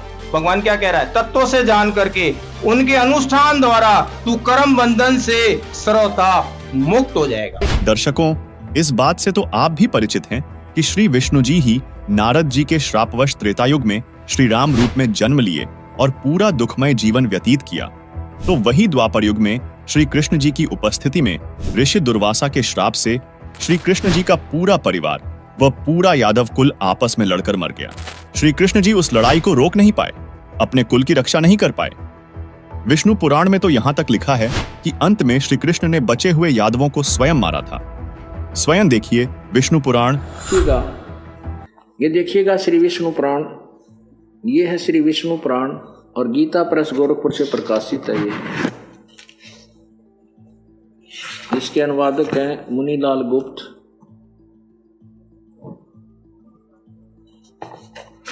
और यहाँ प्रकाशक एवं मुद्रक हैं गीता प्रेस गोरखपुर, गोविंद भवन कार्यालय कोलकाता का संस्थान। इसके 5म अंश अध्याय नंबर 37 के 413 पृष्ठ पर ये प्रथम अंश अध्याय नंबर 37 और पृष्ठ नंबर 13 पर श्री विष्णु पुराण।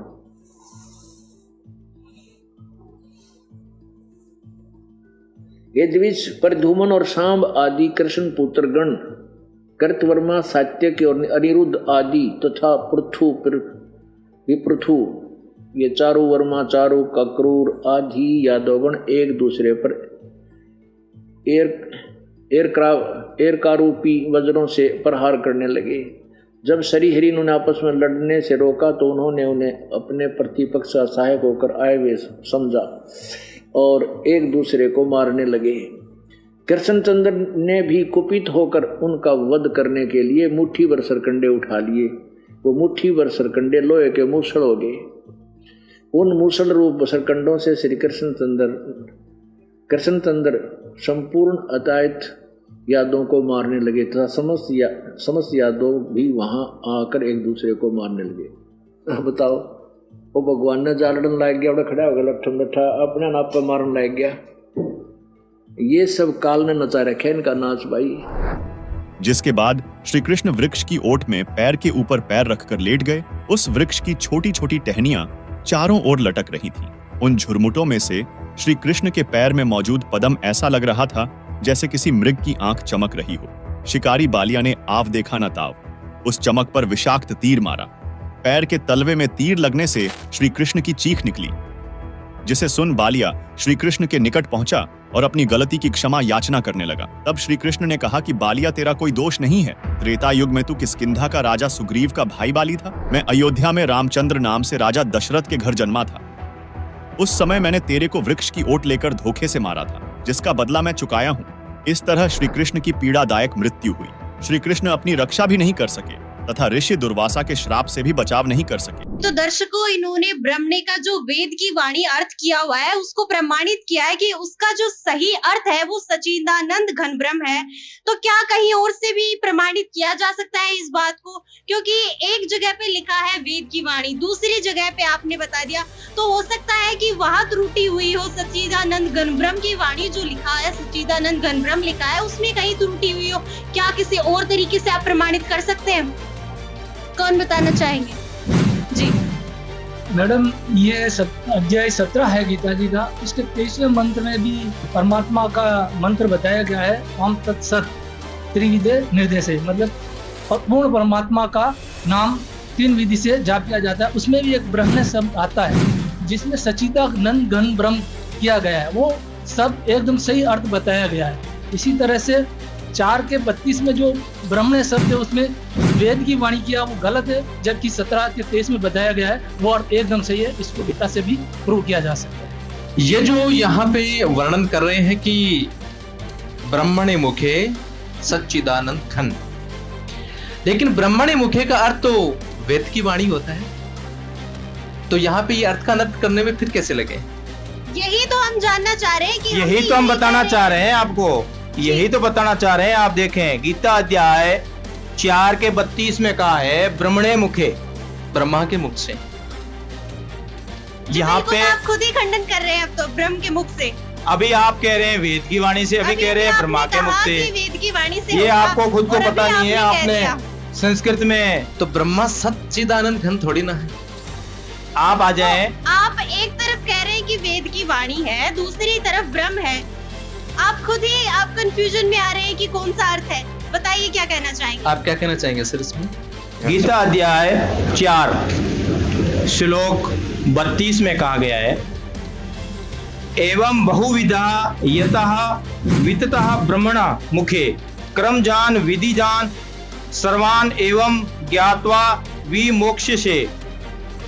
इस प्रकार और भी बहुत तरह के यज्ञ सच्चिदानंद घन ब्रह्म की वाणी में विस्तार से कहे गए हैं। उन सबको तू मन, इंद्रिय और शरीर की क्रिया द्वारा संपन्न होने वाले जान। इस प्रकार तत्व से जानकर उनके अनुष्ठान द्वारा तू कर्म बंधन से सर्वथा मुक्त हो जाएगा। रोकना चाहेंगे, एक दर्शक के मन में कोई विचार है, क्या कहना? जी देखिए, अर्थों का अनर्थ कर रहे हैं। ब्रह्म की वाणी, ये सच्चिदानंद घन ब्रह्म कर रहे हैं, जबकि उसमें वेद की वाणी लिखे हो। क्या कहेंगे लक्ष्मण जी? हाँ। वेद की वाणी है या सच्चिदानंद घन ब्रह्म है? बताते हैं, इसका भी बताते हैं आपको। गीता अध्याय 17 श्लोक 23 में कहा गया है, ओम तत्सत इति निर्देशः ब्रह्मणः त्रिविधः स्मृतः ब्रह्मणः तेन वेदः छ यज्ञः छ वेदः पुरा। ओम तत्सत, ऐसे 3 प्रकार का सच्चिदानंद घन ब्रह्म का नाम कहा है। उसी से, किससे? सच्चिदानंद घन ब्रह्म से, उसी से सृष्टि के आदि काल में यानी शुरू में ब्राह्मण, वेद और यज्ञ रचे गए थे।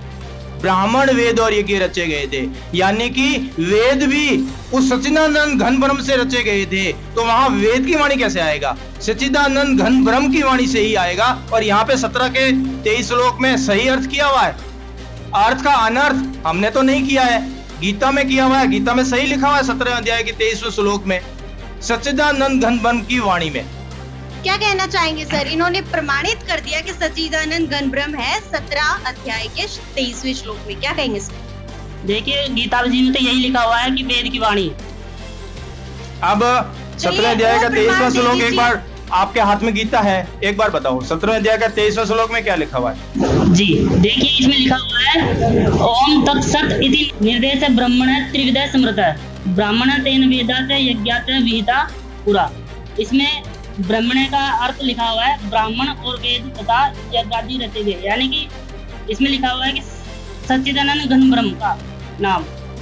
हो गया सर क्या क्लियर? कहेंगे सर? हो गया क्लियर? क्या मानेंगे, वेद की वाणी मानेंगे या सच्चिदानंद घन ब्रह्म मानेंगे? देखिए, हमने तो इसमें ऐसे मानना पड़ेगा कि इसमें, क्योंकि इसमें लिखा हुआ है। बिल्कुल सही कहा। जो मानना पड़ेगा। सत्य स्पष्टवादी होता है वो सत्य स्वीकार करता है, और सत्य स्वीकार आपको हमको सबको करना पड़ेगा, क्योंकि गीता हमारे लिए सर्वधार्य सनातन धर्म का, हिंदू धर्म का ग्रंथ है। एक बात मैं पूछना चाहूंगी लक्ष्मण जी, तो फिर आखिर ये मतभेद क्यों हो रहा है? क्यों उस जगह पे अर्थ का अलग अर्थ किया है? इसका भी आगे के सवालों में जवाब दिया जाएगा।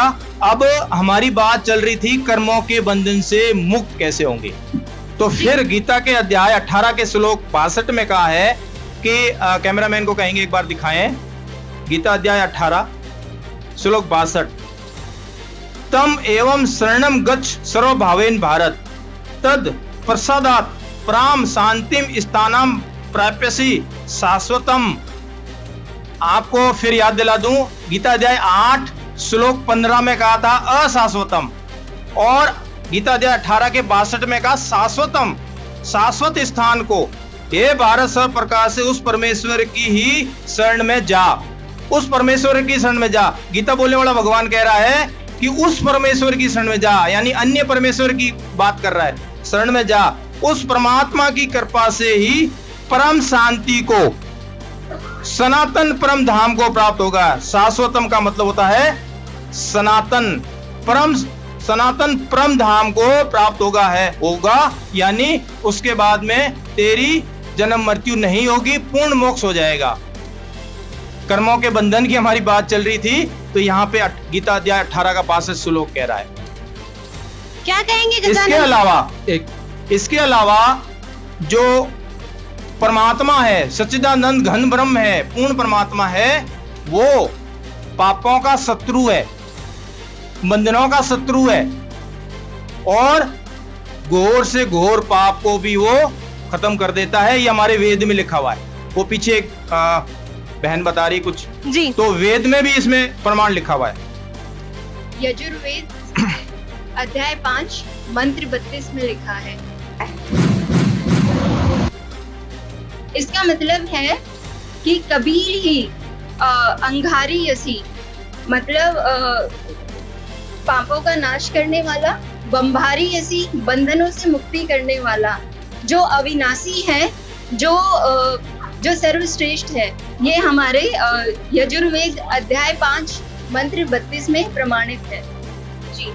तो दर्शकों, आपने अभी देखा यजुर्वेद का अध्याय 5 का मंत्र 32, जिसमें प्रमाणित है कि जो पूर्ण परमात्मा है वो पापों का नाश कर सकता है, वो कर्म बंधनों से मुक्ति दिला सकता है, और स्पष्ट लिखा हुआ भी है जी। बिल्कुल, यजुर्वेद अध्याय 5:32 जो कि अभी दिखाया है, कबीर अंगारी असी बंबारी असी सवर ज्योति रित धामासी।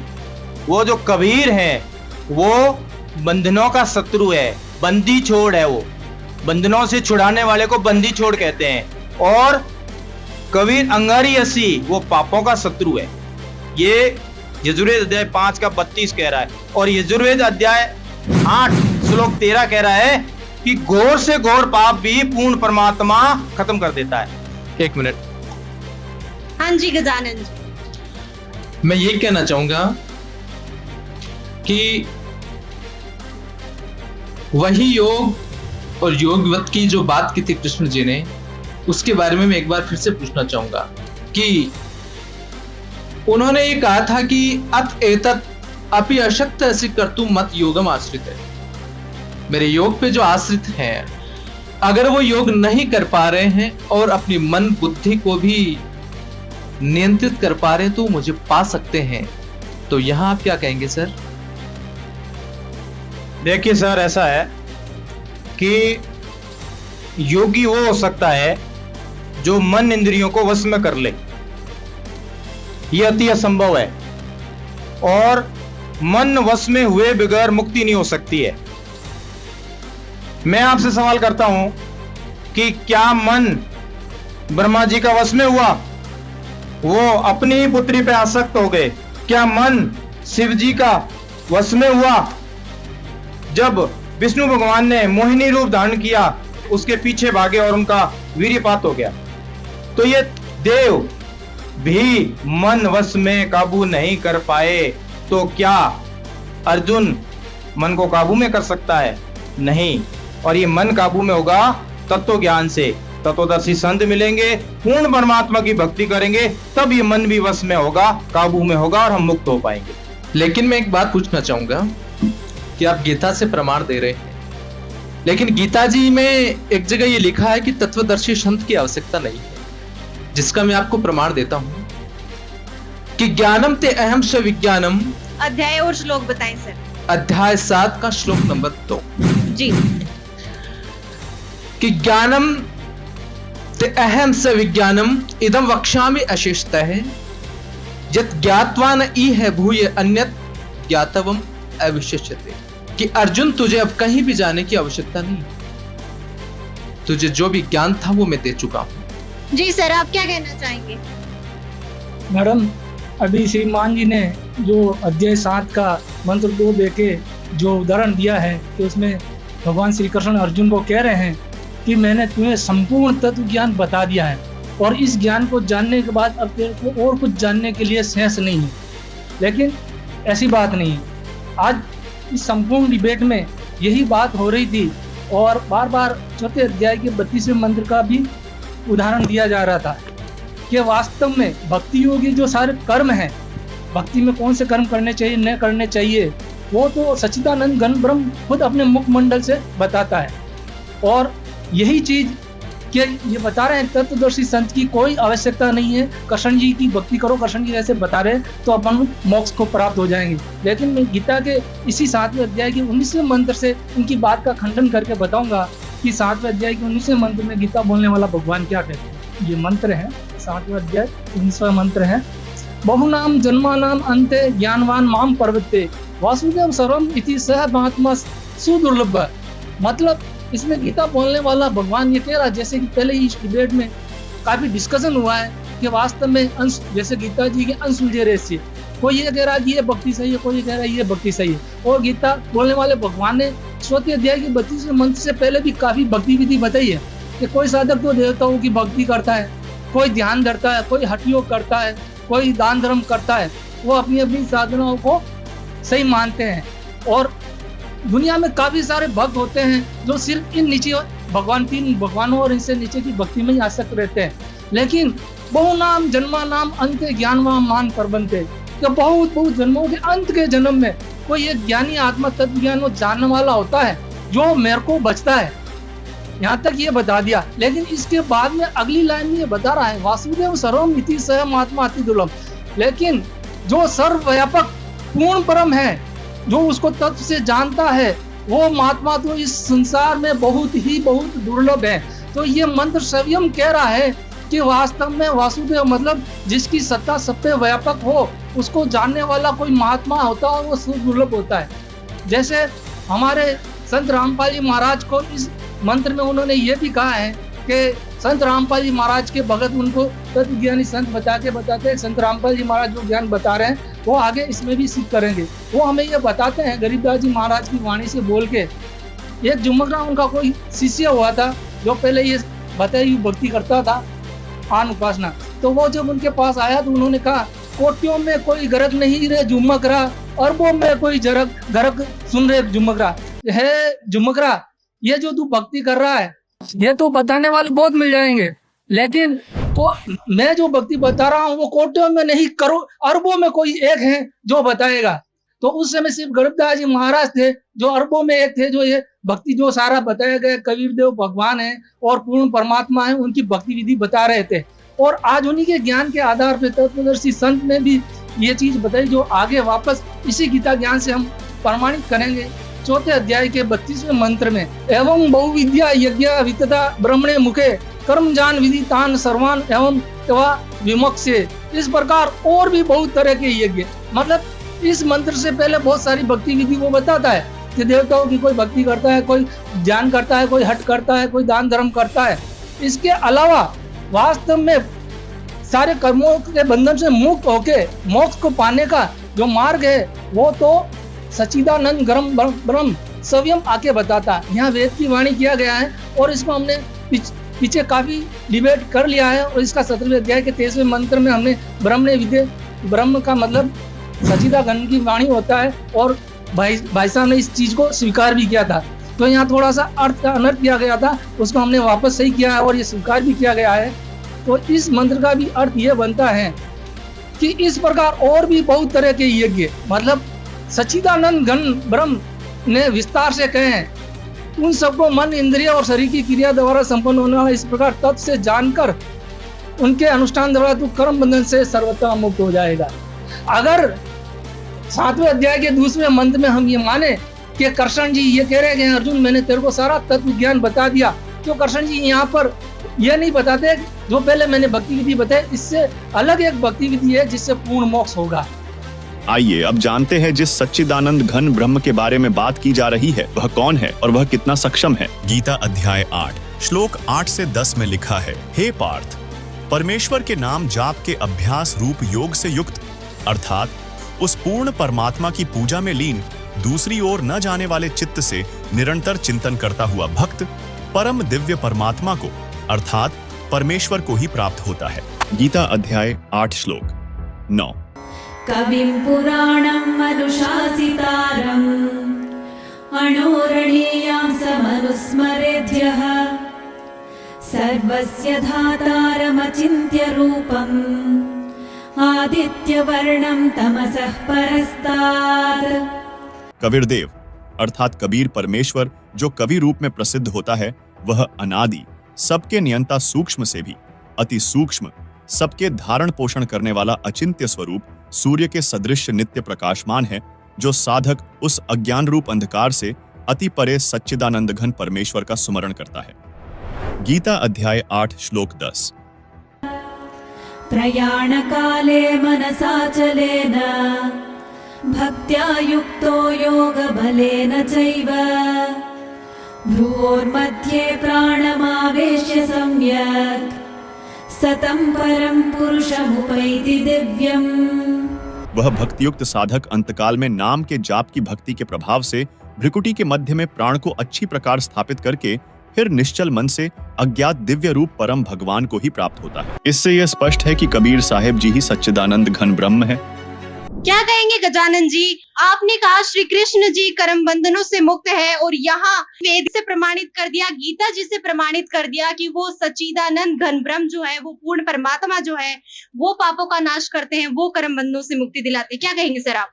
देखो मैडम, ऐसा है जी कि श्री कृष्ण जी ने कई बार गीता में ये कई जगह पे उन्होंने बताया है कि अर्जुन, जो योग है, योग के माध्यम से उन्होंने संदेश दिया, उसको समझाया कि संसार के जो लोग हैं भक्ति मार्ग पे चल रहे हैं वो योग के द्वारा मुझे पा सकते हैं।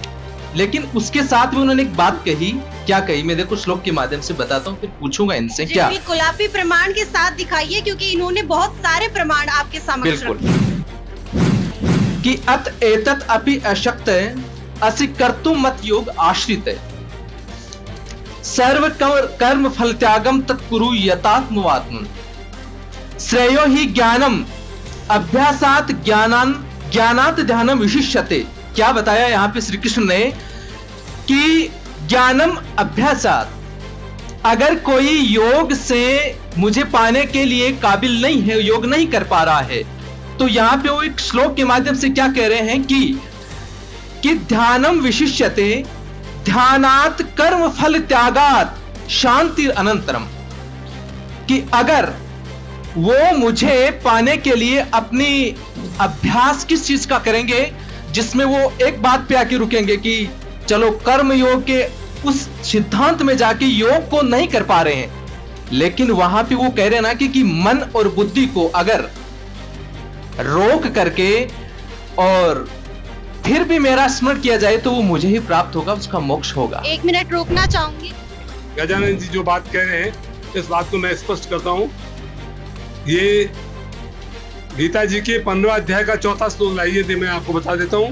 वो कृष्ण स्वयं भी नहीं जानते हैं, वो अर्जुन को कह रहे हैं कि उस तत्व संत को खोज, देखिए आप गीता जी को, दिखाइए आप सर, दिखाइए। स्वयं कहने नहीं जानते हैं, कुछ भी नहीं जानते हैं इसके बारे में। देखिए आप इसी बात को लेकर के बोल रहे हैं श्री कृष्ण तो है ही नहीं इसमें, श्री कृष्ण का तो कोई रोल ही नहीं, केवल मुंह है उनका।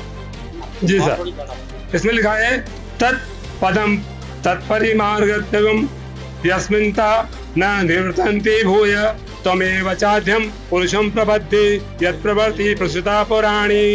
याद देखिए इसका अर्थ कि तत्पदम, जब इसका अन्वय किया जाता है तो इस प्रकार से समझिए आप कि तत्पदम तत्परिमार्गत्वम यस्मिन् गता न निवर्तन्ति भूय तम एव च आद्यम पुरुषम प्रपद्ये यत् प्रवर्ति प्रसुता पुराणी।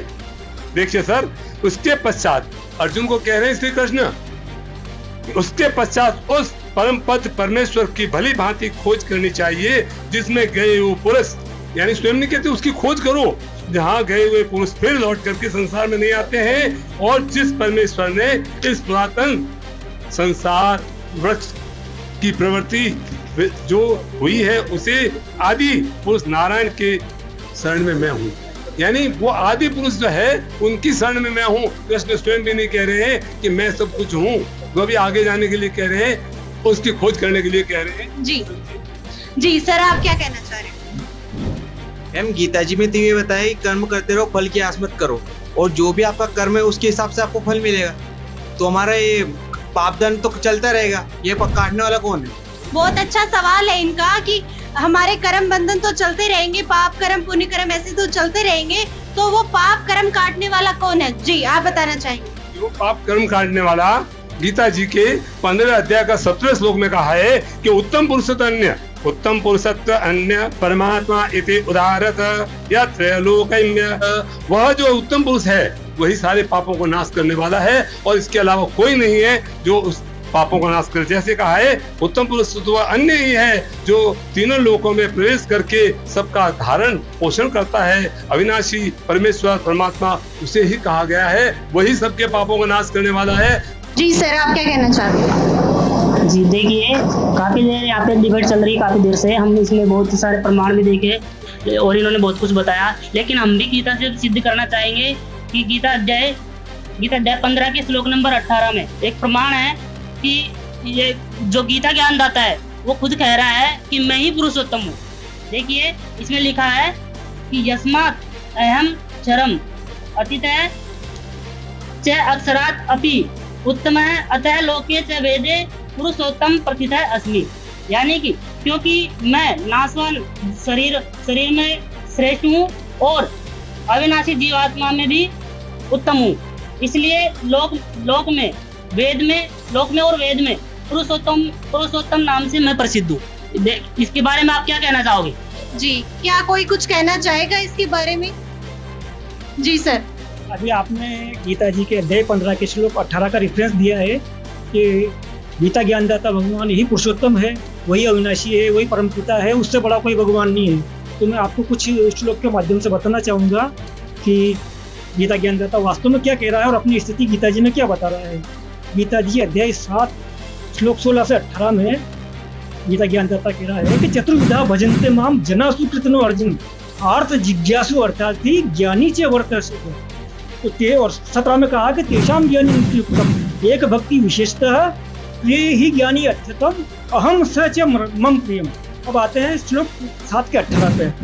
अब ये गीता ज्ञानदाता कहता है कि उदारा सर्व एव एत ज्ञानी तु आत्म में मतम और आस्थित ही सही युक्तात्मा माम एव अनुत्तमाम गतिम। अब इसमें आपने देखा कि गीता ज्ञानदाता कह रहा है कि ये ज्ञानी आत्माएं जो है, वैसे तो बताया कि 4 प्रकार के भक्त मेरी भक्ति करते हैं और इसमें से ज्ञानी आत्मा मुझे पसंद है और मैं ज्ञानी आत्मा को अच्छा लगता हूँ, लेकिन इन चारों में से गीता ज्ञानदाता कह रहा है कि ये ज्ञानी आत्मा है तो उदार मेरे मत से। ये गीता ज्ञानदाता है, ये कह रहा है कि मेरा मत। इसमें गीता ज्ञानदाता अपना मत और वेद मत, 2 प्रकार के मत इस गीता जी में आपने पहले भी प्रश्न किया था, इसमें 2 प्रकार के मत चल रहे हैं, एक तो वेद मत और एक गीता ज्ञानदाता अपने स्वयं का मत इसमें बता रहा है। तो ये कह रहा है कि मेरे मत से ज्ञानी आत्माएं हैं तो उदार, लेकिन मेरे में ही मेरी भक्ति में ही यानी कि ब्रह्म की भक्ति में ही आसक्त होकर माम एव अनुत्तमाम गति, यानी कि मुझसे मिलने वाली अति घटिया गति में ही स्थित है।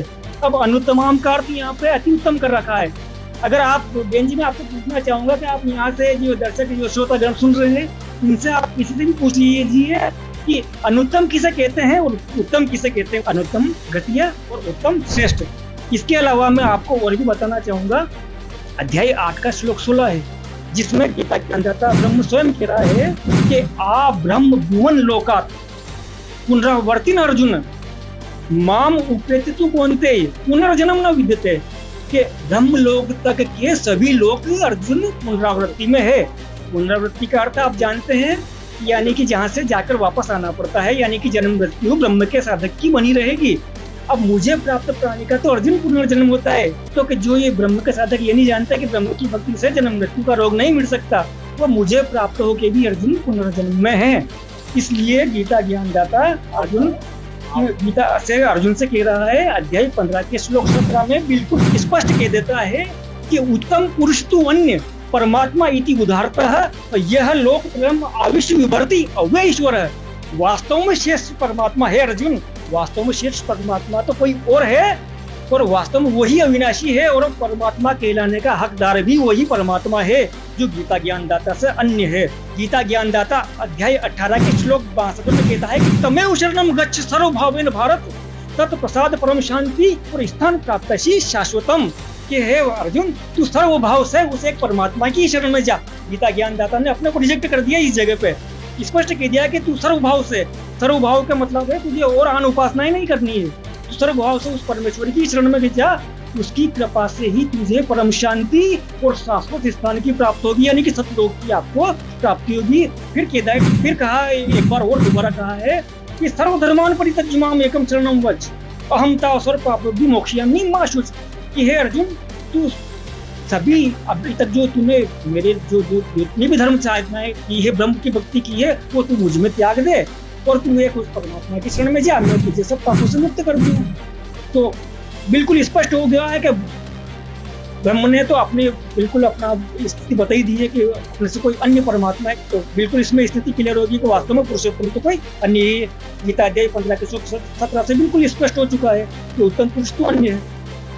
अब अगर आप देखा जाए तो अब इसमें अपन देखते हैं कि आपको कैसे मालूम पड़ेगा कि वास्तव में पूर्ण परमात्मा की प्राप्ति कैसी होगी। तो इसने अध्याय 4 के श्लोक 34 में कहा कि तत्विधि प्रणिपातेन प्रश्न से हो या उपदेशन्ति ते ज्ञानम ज्ञानेन तत्वदर्शिना, कि उस ज्ञान को तू तो वास्तव में पूर्ण परमात्मा कैसे प्राप्त होगा, उस ज्ञान को तू समझने के लिए तत्वदर्शी की शरण में जा, उनको तो दंडवत प्रणाम कर और नम्रता पूर्वक कपट छोड़कर उससे सरलता पूर्वक प्रश्न करने से वो तत्वज्ञानी महात्मा आपको उस तत्व ज्ञान का उपदेश करेंगे।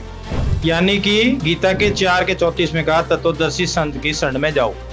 तत्वदर्शी संत की पहचान भी गीता के अध्याय 15 श्लोक 1 से 4 में बताई हुई है कि अर्जुन उल्टे लटके हुए अविनाशी पीपल के वृक्ष को जो पुरुष जड़ सहित तत्व से जानता है वो ज्ञानी महात्मा है। तो वो तत्वदर्शी संत वर्तमान में संत रामपाल जी महाराज है, और संत रामपाल जी महाराज की कृपा हुई है हम पर कि आज गीता जी के अनसुलझे रहस्यों का खुलासा सनातनी भाई कर रहे हैं, जिन्होंने संत रामपाल जी महाराज जी के सत्संग सुने। आइए अब जानते हैं कि तत्वदर्शी संत की क्या पहचान है। यहाँ कहने का अर्थ यह है कि गीता अध्याय 4 श्लोक 34 में कहा है कि उस तत्वज्ञान यानी पूर्ण परमात्मा के वास्तविक ज्ञान व समाधान को जानने वाले संतों से उस ज्ञान को समझ, उनको भलीभांति दंडवत प्रणाम करने से, उनकी सेवा करने से और कपट छोड़कर सरलता पूर्वक प्रश्न करने से वे पूर्ण ब्रह्म को तत्व से जानने वाले अर्थात तत्वदर्शी ज्ञानी महात्मा तुझे उस तत्वज्ञान का उपदेश करेंगे। इससे स्पष्ट है कि गीता जी में वह तत्वज्ञान नहीं है, अन्यथा गीता ज्ञानदाता तत्वदर्शी संत की शरण में जाने को नहीं कहता। 8वें अध्याय के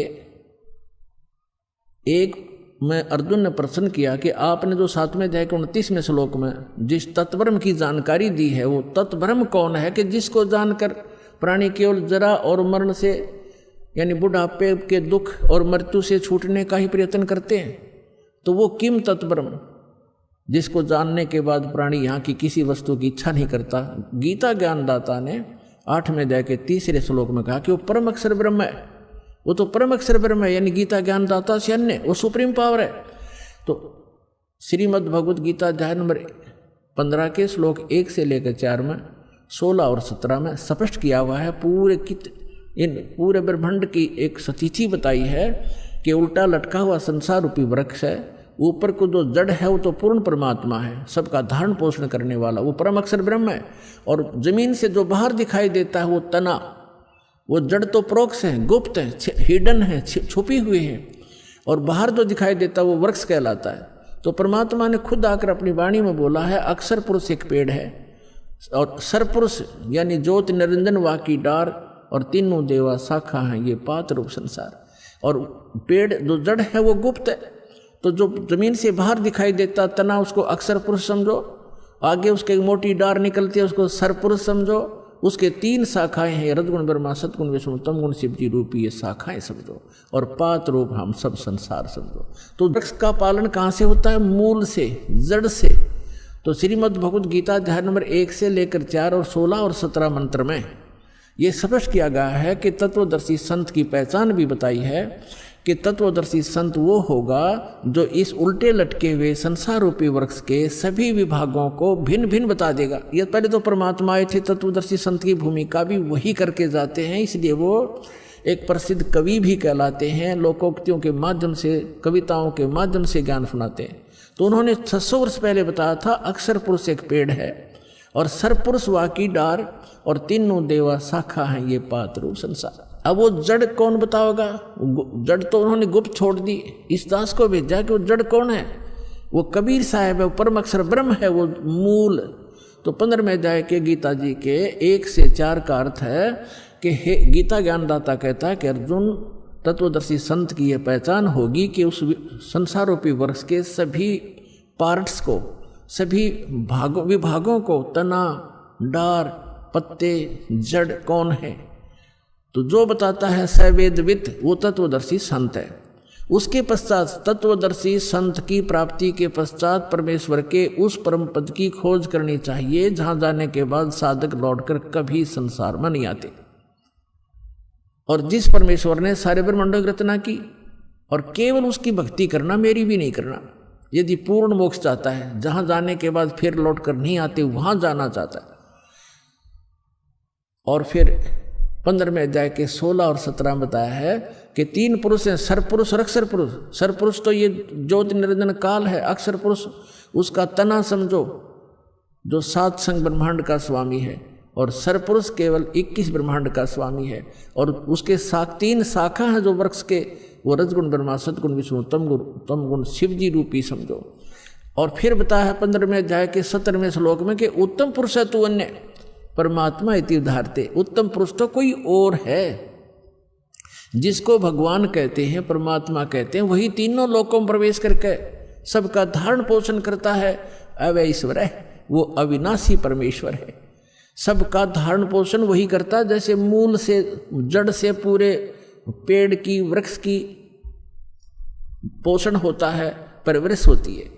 तो यहाँ ये स्पष्ट किया। और कई आपको भ्रमित कर देंगे कि गीता अध्याय नंबर 15 के श्लोक नंबर 18 में गीता ज्ञानदाता कहता है कि मैं लोक वेद में पुरुषोत्तम प्रसिद्ध हूँ। तो पुण्यात्माओं, वहाँ ये क्या कहता है कि मेरे अंतर्गत जितने भी प्राणी हैं 21 ब्रह्मांड में, इनसे मैं श्रेष्ठ हूँ, इनसे मजबूत हूँ, इनसे बलवान हूँ, ताकतवर हूँ, बुद्धिमान हूँ। इसलिए लोक वेद में इस दंत कथा के आधार से मैं पुरुषोत्तम प्रसिद्ध हूँ। आई एम नॉट पुरुषोत्तम, क्योंकि उसने तो 15वें अध्याय के 17वें श्लोक में स्पष्ट कर दिया कि पुरुषोत्तम तो कोई और है, उत्तम पुरुष है तू अन्य परमात्मा इति उदाहरते।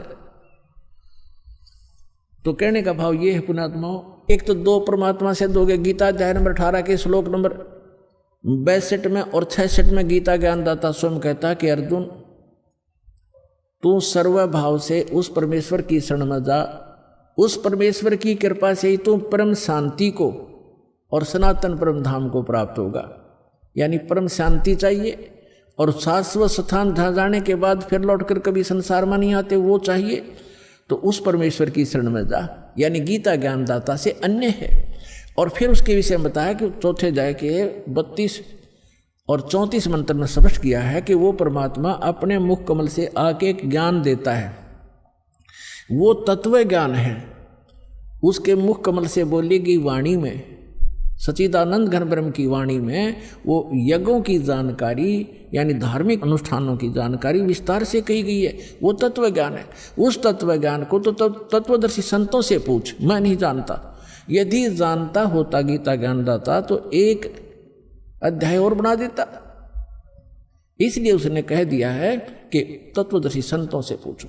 फिर बताया है कि तत्वदर्शी संत की प्राप्ति के उपरांत 15वें अध्याय के 4थे श्लोक में परमेश्वर के उस परम पद की खोज करनी चाहिए जहां जाने के बाद साधक फिर लौटकर संसार में कभी नहीं आते। 17वें अध्याय के 23वें श्लोक में उस परमेश्वर को पाने की, शाश्वत स्थान को पाने की, उस परम धाम को पाने की विधि बताई है। ओम तत्सत इति निर्देश ब्रह्मण त्रिविध समर्थ है। उस सच्चिदानंद घन ब्रह्म के पाने का इस 3 मंत्र के जाप का निर्देश है, फाइनल फैसला है, नथी कर। तो ये गीता ज्ञानदाता ने अपना नाम तो ओम स्पष्ट कर ही दिया। तत् और सत ये सांकेतिक हैं, ये तत्वदर्शी संत के लिए छोड़ दिए। तो वो तत्वदर्शी संत ये रामपाल दास सतलोक आश्रम बरवाला जिला हिसार में है। इसके पास वो कंप्लीट कोर्स है। जैसा कि हमने पहले समझा था, सच्चिदानंद घन ब्रह्म ही कबीर साहिब जी हैं, जो पूर्ण ब्रह्म है। अब आइए वेदों में उनके परमात्मा होने के प्रमाणों को देखते हैं। वेदों में स्पष्ट रूप से उल्लेख है कि परमात्मा सर्वशक्तिमान, अमर और सृष्टि के मूल कारण है। कबीर साहिब जी के दिव्य गुण और उनके उपदेश वेदों की शिक्षाओं से पूर्णतः मेल खाते हैं। इससे सिद्ध होता है कि वे ही वेदों में वर्णित सच्चे परमात्मा हैं।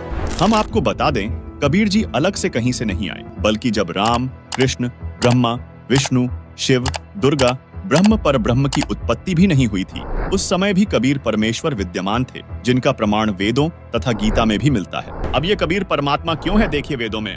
पवित्र यजुर्वेद अध्याय 29 मंत्र 25 में लिखा है, आज अर्थात वर्तमान में शरीर रूप महल में दुराचार पूर्वक झूठी पूजा में लीन मननशील व्यक्तियों को लगाई हुई आग अर्थात शास्त्र विधि रहित वर्तमान पूजा जो हानिकारक होती है, अग्नि जलाकर भस्म कर देती है। ऐसे साधक का जीवन शास्त्र विरुद्ध साधना नष्ट कर देती है। उसके स्थान पर देवताओं के देवता पूर्ण परमात्मा सतपुरुष की वास्तविक पूजा है।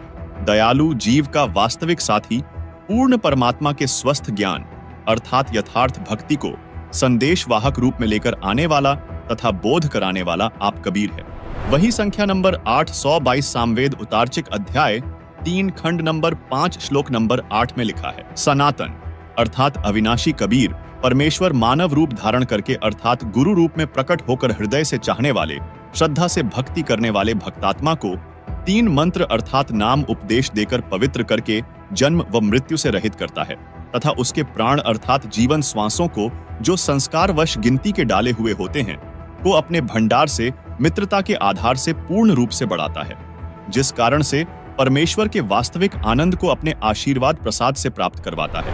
अभी आपने यजुर्वेद और सामवेद में कबीर परमेश्वर का प्रमाण देखा था। आप देखिए ऋग्वेद मंडल 9 सूक्त 96 मंत्र 17 जिसमें लिखा है, शिशुम जज्ञानम हरयतम मृजंति शुंभंति वहिन मरुतः गणेन कविर गीर्भि काव्यना कविर संत सोमः पवित्राम अत्यति रेभन। अनुवाद, पूर्ण परमात्मा मनुष्य के विलक्षण बच्चे के रूप में जानबूझकर प्रकट होता है तथा अपने तत्वज्ञान को उस समय निर्मलता के साथ उच्चारण करता है। प्रभु प्राप्ति की लगी विरह अग्नि वाले भक्त समूह के लिए कविताओं द्वारा कवित्व से अत्यधिक निर्मलता के साथ कविर वाणी अर्थात कबीर वाणी द्वारा ऊंचे स्वर से संबोधन करके बोलता हुआ वर्णन करता वह अमर पुरुष अर्थात सतपुरुष ही संत अर्थात ऋषि रूप में स्वयं कबीरदेव ही होता है। परंतु उस परमात्मा को न पहचान कर कवि कहने लग जाते हैं, परंतु वह पूर्ण परमात्मा ही होता है। उसका वास्तविक नाम कबीरदेव है। यही प्रमाण ऋग्वेद मंडल 9 सूक्त 94 मंत्र 1 में है, जिसका भावार्थ है कि जो सर्वशक्तिमान परमेश्वर है वह कवियन व्रजम न अर्थात कवियों की तरह आचरण करता हुआ पृथ्वी पर विचरण करता है। उसी परमेश्वर के विषय में ऋग्वेद मंडल 9 सूक्त 94 मंत्र 3 में कहा गया है कि जो परमात्मा कवियों की भूमिका करके सत्य भक्ति भाव को परिपूर्ण रूप से प्रदान करता है वह कबीरदेव अर्थात कबीर परमेश्वर है। उसके समान कोई भी शूरवीर नहीं है। सर्व ब्रह्मांडों के प्रभुओं में उसकी शक्ति अर्थात समर्थता का यश है। वही आगे ऋग्वेद मंडल 9 सूक्त 96 मंत्र 18 में कहा है, ऋषिमणा या ऋषिकृत स्वर्षाः सहस्त्राणि था पदवीह कविनाम तृतीयम धाम महिषः सिषा संत सोमः विराजमानु राजतिष्ठो। अनुवाद: वेद बोलने वाला ब्रह्म कह रहा है कि जो पूर्ण परमात्मा विलक्षण बच्चे के रूप में आकर प्रसिद्ध कवियों की उपाधि प्राप्त करके अर्थात एक संत या ऋषि की भूमिका करता है, उस संत रूप में प्रकट हुए प्रभु द्वारा रची हजारों वाणी संत स्वभाव वाले व्यक्तियों अर्थात भक्तों के लिए स्वर्ग तुल्य आनंददायक होती है। वह अमर पुरुष अर्थात सतपुरुष तीसरे मुक्तिलोक अर्थात सतलोक की सुदृढ़ पृथ्वी को स्थापित करने के पश्चात मानव सदृश संत रूप में गुबंद अर्थात गुंबज में उच्च टिल्ले जैसे सिंहासन पर उज्जवल स्थूल आकार में अर्थात मानव सदृश तेजोमय शरीर में विराजमान है, यानी वहां राजा के समान बैठा है। एक और सवाल हमारे सामने आ रहा है जी, क्या कहना चाहेंगे सर आप? जैसे कि गीता जी में आपने अभी ये सिद्ध किया है कि श्री कृष्ण जी नाशवान है, हम आपसे ये जानना चाहेंगे कि श्री कृष्ण जी से भी ऊपरी शक्ति वाला प्रभु कौन है? जी, कौन जवाब देना चाहेगा कि कौन है वो पूर्ण परमात्मा कृष्ण जी से जो ऊपर है? जी, इस विषय में जानने के लिए सबसे पहले हमें जानना पड़ेगा कि गीता का ज्ञानदाता कौन। इसका प्रमाण गीता अध्याय 8 श्लोक 13 में है। ओम इति एकाक्षरम ब्रह्म धारण मामनुषम यह प्रयाति तदंदेहम सयाति परमाम गति। मुझ ब्रह्म का स्मरण करने का सिर्फ एक ओम मंत्र है। तो यहाँ पे ये प्रमाण होता है कि गीता ज्ञानदाता ब्रह्म है, जो गीता अध्याय 11 श्लोक 32 में भी आता है प्रकरण कि हे अर्जुन, मैं बढ़ा हुआ काल हूँ और अब प्रवृत्त हुआ हूँ। एक जगह आता है कि शास्त्राभाव तुम कौन, अर्जुन पूछता है। तो यहाँ पे 1000 भुजा का है, ये काल ब्रह्म है और ब्रह्म से ऊपर की जो श्रेष्ठ शक्ति है उसका प्रमाण आपको गीता अध्याय 3 श्लोक 14-15 में मिलेगा कि पूर्ण प्राणी अन्न से उत्पन्न होते हैं, अन्न की उत्पत्ति वर्षा से होती है।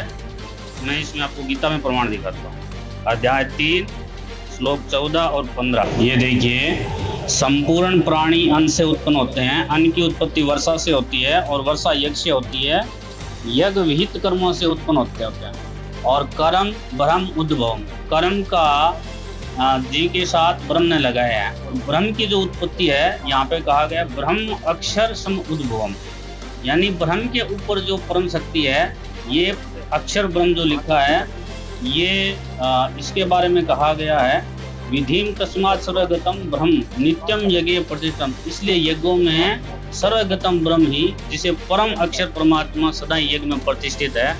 और इसका एक प्रमाण और भी आता है, गीता अध्याय 15 श्लोक 17 में भी आता है, उत्तम पुरुषोत्तम परमात्मा इति उदाहरते हैं। ये वही जो प्रश्न पूछा है कि गीता ज्ञानदाता से श्रेष्ठ परमात्मा, ये यहाँ पे प्रमाणित होता है।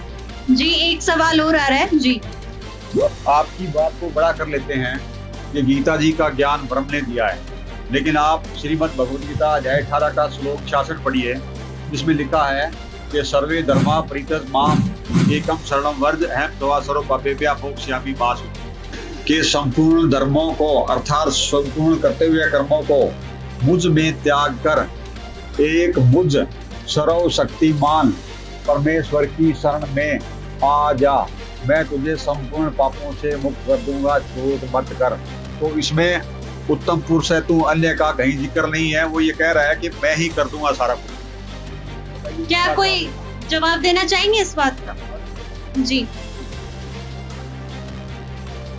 हाँ जी, अभी भाई साहब ने बोला गीता अध्याय 18 का 66वां श्लोक, जो 18 श्लोक में जो इन्होंने बोला है, तो जो व्रत संबंधी इन्होंने काम में लिया है, अर्जुन सर्वधर्मान परित्यज माम एकम शरणम व्रज अहम तो असर पापे में मोक्षयामि मा शुचिः। इसमें जो व्रत शब्द है, अब एक सामान्य सी बात है, हम अंग्रेजी में अगर कोई पढ़ते हैं और अंग्रेजी का शब्द होता है जहाँ गो होता है, तो गो का मीन अपोजिट लिखा जाता है कम। तो गो का अर्थ अगर कम है तो हम किसी भी सेंटेंस में या किसी भी वाक्य में हम कुछ गो का अर्थ आना कहीं भी नहीं कर सकते हैं।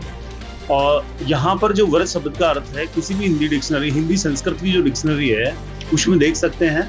अभी डिक्शनरी अगर है तो अभी भी देख सकते हैं, और उसमें व्रत शब्द का अर्थ है जाना। और यहाँ पे भाई साहब ने भी बोला कि सर्वधर्मान परित्यज माम एकम शरणम वर्ज, तू सभी धर्मों की साधना छोड़कर तू मेरी शरण में आ। अगर ऐसा कहता है तो गीता अध्याय 18 की 62वें श्लोक में वो कहता है कि हे भारत, तू सर्व भाव से उस एक परमेश्वर की शरण में जा, वहां वो जाने की कह रहा है। और फिर 18वें शास्त्र में वो आने की कैसे कह सकता है? इसलिए यहाँ पर जो वरद शब्द दिया है, इस शब्द का अर्थ गलत बताया गया है। और इस बात को दूसरे श्लोक से भी हम क्लियर कर सकते हैं, जैसे गीता अध्याय 2 के 17वां श्लोक में बताया गया है, जैसे 2 का 17वां दिखा सकते हैं, 18 का जो है 66वां उन्होंने दिखाया, लेकिन 2 का 17वां मैं दिखाऊंगा अभी। ये देखिए से यहाँ पर लिखा हुआ है अविनाशी तु तत् विधि सर्वम इदम ततम विनाशम अवश्य अस्य न कश्चित् कृतम अर्हति। यानी अर्जुन, तू नाश रहित तो उसको जान जिससे ये संपूर्ण जगत व्याप्त है, और इस अविनाशी का विनाश करने में कोई भी समर्थ नहीं है। इसका मतलब कोई और परमात्मा की ओर संकेत कर रहा है गीता ज्ञानदाता, और वो उसी की शरण में जाने के लिए कह रहा है। गीता अध्याय 18 की 64 फिर वो क्लियर भी करता है कि अर्जुन वो मेरा भी इष्ट है। देखिए वहां जाने के बाद 18 का 64वां श्लोक देखें, गीता अध्याय अंतिम अध्याय जो 18वां है, 18वें की 64 में कहता है कि अर्जुन वो मेरा भी इष्ट है। देखिए 18वां का 64 ये लिखा हुआ है कि सर्वभूतम भूय शृणो में परमम वच इष्ट असि में दृढ़म इति तत् वक्ष्यामि ते हितम। कि संपूर्ण गोपनीय से गोपनीय ये जो ज्ञान है अर्जुन, मैं तेरे को बता रहा हूँ, और ये वचन तू फिर से सुन कि मेरा अतिशय प्रिय, यानी मेरा भी वो हितकारक, और ये मैं उससे बताता हूँ कि वो मेरा भी इष्ट है। तो कहने का मतलब जो है, गीता ज्ञानदाता किसी और प्रभु की शरण में जाने की कह रहा है, और वो ही प्रभु उनका भी इष्ट है। ये सारे और श्लोकों से भी क्लियर हो रहा है। इसलिए वो जो बता रहे हैं गीता अध्याय और जो वरद शब्द का अर्थ आना गलत किया हुआ। ये आप देख रहे हैं गीता जी का 18वें अध्याय का 66 श्लोक, जिसमें यहाँ पर व्रज शब्द है, जिसका अनुवाद देखते हैं तो यहाँ पर आजा लिखा हुआ है। लेकिन हमने इसकी जांच करने की सोची, क्योंकि व्रज शब्द का अनुवाद गलत किया है, तो अपनी जांच को आगे बढ़ाते हैं और देखते हैं शब्द को। सभी अनुवादकर्ताओं ने बट्ठा बैठा रखा है। सभी ने कहा कि व्रज माने आजा, आना, जबकि व्रज माने जाना होता है। पहले इस शब्द को से क्लियर करते हैं। अब देखिएगा, संस्कृत हिंदी कोश वामन शिवराम आप्टे द्वारा इसका संग्रह किया गया है, और यह है मोतीलाल बनारसी दास पब्लिशर्स प्राइवेट लिमिटेड, दिल्ली से प्रकाशित है। इसके 993 पृष्ठ है। व्रज माने जाना, चलना, प्रगति करना, विदा होना, ये सारा है, निर्वासित होना। व्रज माने जाना, आना नहीं होता। गो माने जाना है तो उसका अर्थ आना हो ही नहीं सकता। एक सीधी सी बात है। इंग्लिश वर्ड है गो, उसका अर्थ होता जाना, उसका अर्थ कम नहीं हो सकता। अगर कोई कम करता है तो उसने कोई ज्ञान नहीं। व्रज माने जाना है तो उसका आना जिसने किया है उनको कति ज्ञान नहीं, उन्हें अनर्थ कर दिया। तो आपने देखा कि शब्दकोश में तो व्रज का अर्थ जाना ही है। अब देखते हैं हिंदू धर्म गुरुओं द्वारा अन्य अनुवादित गीता का ये श्लोक। अभी आप देख रहे हैं स्वामी ज्ञानानंद द्वारा अनुवादित गीता। अभी आप देख रहे हैं स्वामी राम सुखदास द्वारा अनुवादित गीता। अभी आप देख रहे हैं आसाराम बापू द्वारा अनुवादित गीता। अभी आप देख रहे हैं सुधांशु जी महाराज द्वारा अनुवादित गीता। अभी आप देख रहे हैं भक्ति वेदांत स्वामी प्रभुपाद द्वारा अनुवादित गीता। दर्शकों, कमाल की बात है, भक्ति वेदांत स्वामी प्रभुपाद इस्कॉन वालों ने संस्कृत के शब्दों का अर्थ करते हुए व्रज का मतलब जाना ही किया है। ये देखिए, इससे एक बात ये भी प्रमाणित होती है कि संत रामपाल जी महाराज व्रज का मतलब जाना जो बताते हैं वो बिल्कुल सही है, जो कि संस्कृत हिंदी शब्दकोश के अनुसार ठीक है। लेकिन हैरानी की बात यह है कि अध्यात्म ज्ञान की कमी के कारण स्वामी प्रभुपाद जी ने भी भावार्थ करते समय व्रज का अर्थ आना कर दिया, क्योंकि इनको भी भगवान श्री कृष्ण से ऊपर जो भगवान है उसका ज्ञान नहीं है, इसलिए व्रज का अर्थ भावार्थ करते समय आना कर दिया। ये आपने देखी 5 सुप्रसिद्ध धर्म गुरुओं द्वारा अनुवादित गीता, जिसमें सभी ने व्रज का अर्थ आना किया हुआ है, जो कि शब्दकोश से मिलान नहीं करता, जिससे स्पष्ट होता है कि गीता का ज्ञान किसी को नहीं है। अब देखते हैं संत रामपाल जी महाराज द्वारा अनुवादित गीता। अभी आप देख रहे हैं संत रामपाल जी महाराज द्वारा अनुवादित गीता। दर्शकों, गीता अध्याय 18 के श्लोक 66 का सही अनुवाद संत रामपाल जी महाराज द्वारा किया गया है। दर्शकों, ये देखकर हो सकता है किसी को ये बात हजम नहीं हो रही हो कि हमारे गुरुजन गलत अनुवाद कैसे कर सकते हैं, तो आपकी संतुष्टि के लिए इस व्रज शब्द की पुष्टि कुछ और प्रमाणों से करते हैं। क्या व्रज का अर्थ अन्य सदक ग्रंथों में जाना ही है या आना है? ये देखिए प्रमाण विष्णु पुराण, शिव पुराण, वाल्मीकि रामायण से 3 अलग अलग धर्म ग्रंथों से प्रमाण देख रहे हैं। यहाँ पर व्रज शब्द संस्कृत में है, साथ ही हिंदी अनुवाद किया गया है जिसमें साफ शब्दों में व्रज का अर्थ जाना ही किया है। इससे पूर्ण रूप से सिद्ध हो गया कि गीता ज्ञान देने वाला किसी अन्य प्रभु अर्थात श्री कृष्ण जी से बड़े भगवान की शरण में जाने को कह रहा है। ये जो गीता इस डिबेट में दिखाई गई है, ये श्रीमद् भगवद गीता, गीता प्रेस गोरखपुर, राइटर है जैल दयाल गोयनका और वॉल्यूम नंबर है 17। पूरी डिबेट में ये गीता दिखाई गई है आपको। इस गीता से डिबेट पे सवाल, श्लोक और उनका जवाब किया गया, तो इसमें ये नहीं कह सकते हैं कि ये संत रामपाल जी महाराज द्वारा लिखित है। और गीता प्रेस गोरखपुर से जो हमारे शास्त्र है वो ऑथेंटिक है, सभी सनातनी मानते हैं। क्यों जी? बिल्कुल। तो इस गीता से ही जो सनातन धर्म को मानने वाले भाई हैं, उन्होंने ही सिद्ध कर दिया कि कृष्ण भगवान जो हैं वो त्रिलोकीनाथ हैं। उनके शरीर में ही प्रवेश करके ब्रह्म ने ये ज्ञान बोला, जिसको ज्योति निरंजन कहते हैं, काल भगवान कहते हैं, ब्रह्म कहते हैं और अक्षर पुरुष कहते हैं। उसके ऊपर अक्षर पुरुष है और उसके ऊपर परम अक्षर पुरुष है, जिसको पूर्ण परमात्मा कहते हैं। और उत्तम पुरुष अन्य, जो गीता ज्ञानदाता खुद भी कह रहा है, तो वो उत्तम पुरुष, वो पूर्ण परमात्मा, अविनाशी परमात्मा है, वो कबीर परमात्मा है, जो कि आपको यजुर्वेद अध्याय से भी बताया कि वो बंधनों का शत्रु है, पापों का शत्रु है, और वही हमें मुक्त करेगा जब हम तत्वदर्शी संत से उपदेश लेकर के भक्ति करेंगे। तो पूरे विश्व में वर्तमान में सिर्फ एक ही तत्वदर्शी संत है, और वो एक समय में तत्वदर्शी संत एक ही होता है। ये विधान है, प्रभु का विधान है, एक से अधिक तत्वदर्शी संत नहीं होते हैं। तो वर्तमान में तत्वदर्शी संत रामपाल जी महाराज जी है, जिन्होंने गीता जी के अनसुलझे रहस्यों का खुलासा किया, हम पर दया करी, और ये तत्व ज्ञान हमारे ही शास्त्रों में छुपा पड़ा है। जिन्होंने वेद खोला और हमारे को पता चला, आज हम इस गीता पे आप और हम चर्चा कर रहे हैं, और इन्हीं से ही सिद्ध किया, गीता से ही सिद्ध किया कि पूर्ण परमात्मा, अविनाशी परमात्मा तो कबीर भगवान है और तत्वदर्शी संत रामपाल जी महाराज।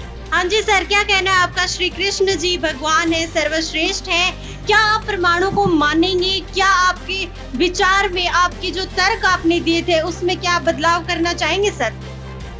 देखो, ऐसा है कि तर्क से जो परिणाम निकलता है उसको स्वीकार करना ही चाहिए।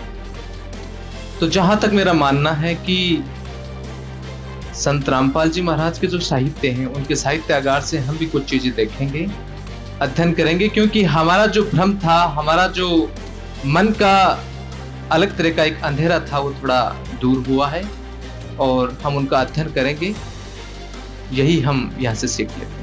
जी सर, तो दर्शकों, आज आपने इस बहुत बड़ी डिबेट में देखा कि किस तरीके से गीता जी की हम जो साधना विधि थी उससे होते हुए मोक्ष की बात तक जाते हैं, उसके बाद उसके अनुवाद में फेर बदल के बारे में चर्चा करते हैं, अलग अलग अध्यायों से, अलग अलग श्लोकों से। यहाँ सतलोक आश्रम की टीम जो मौजूद है, उन्होंने भी प्रमाण दिए कि किस श्लोक का अर्थ जो है उसमें फेर बदल है। काफी सारे अलग श्लोकों से, वेदों से, यजुर्वेद से प्रमाणित किया कि इसका अर्थ क्या है, सही अर्थ क्या है, और यहाँ पे कोई त्रुटिवश अर्थ में फेरबदल हुई होगी। इसी के साथ बहुत सारी चर्चाएं हुई, जिसमें परमात्मा का जिक्र किया गया कि वो परमात्मा कौन है। गीता जी में श्री कृष्ण जी को ही परमात्मा बताया है, उनकी भक्ति साधना के लिए श्री कृष्ण जी कहते हैं, या श्री कृष्ण जी में कोई और था जो इस बारे में पूरा ज्ञान, जो श्रीमद् भगवद गीता का ज्ञान था, वो दे रहा था। कौन है वो पूर्ण परमात्मा जिसकी जानकारी श्रीमद् भगवद गीता देती है, उसके बारे में पूरा जिक्र किया गया। यहाँ सतलोक आश्रम की टीम ने बहुत कुछ हमारे सामने जो प्रमाण थे वो बहुत गहराई से प्रमाणों के साथ हर चीज को सिद्ध किया है। तो दर्शकों, फिर भी कहीं ना कहीं बहुत से सवाल रह जाते हैं जो आपके मन में रहे होंगे, तो आपसे गुजारिश है आपकी हमारे सवाल आप अपने सवाल जो है कमेंट बॉक्स में जरूर मेंशन करें। हम आपके सवालों की प्रतीक्षा करेंगे।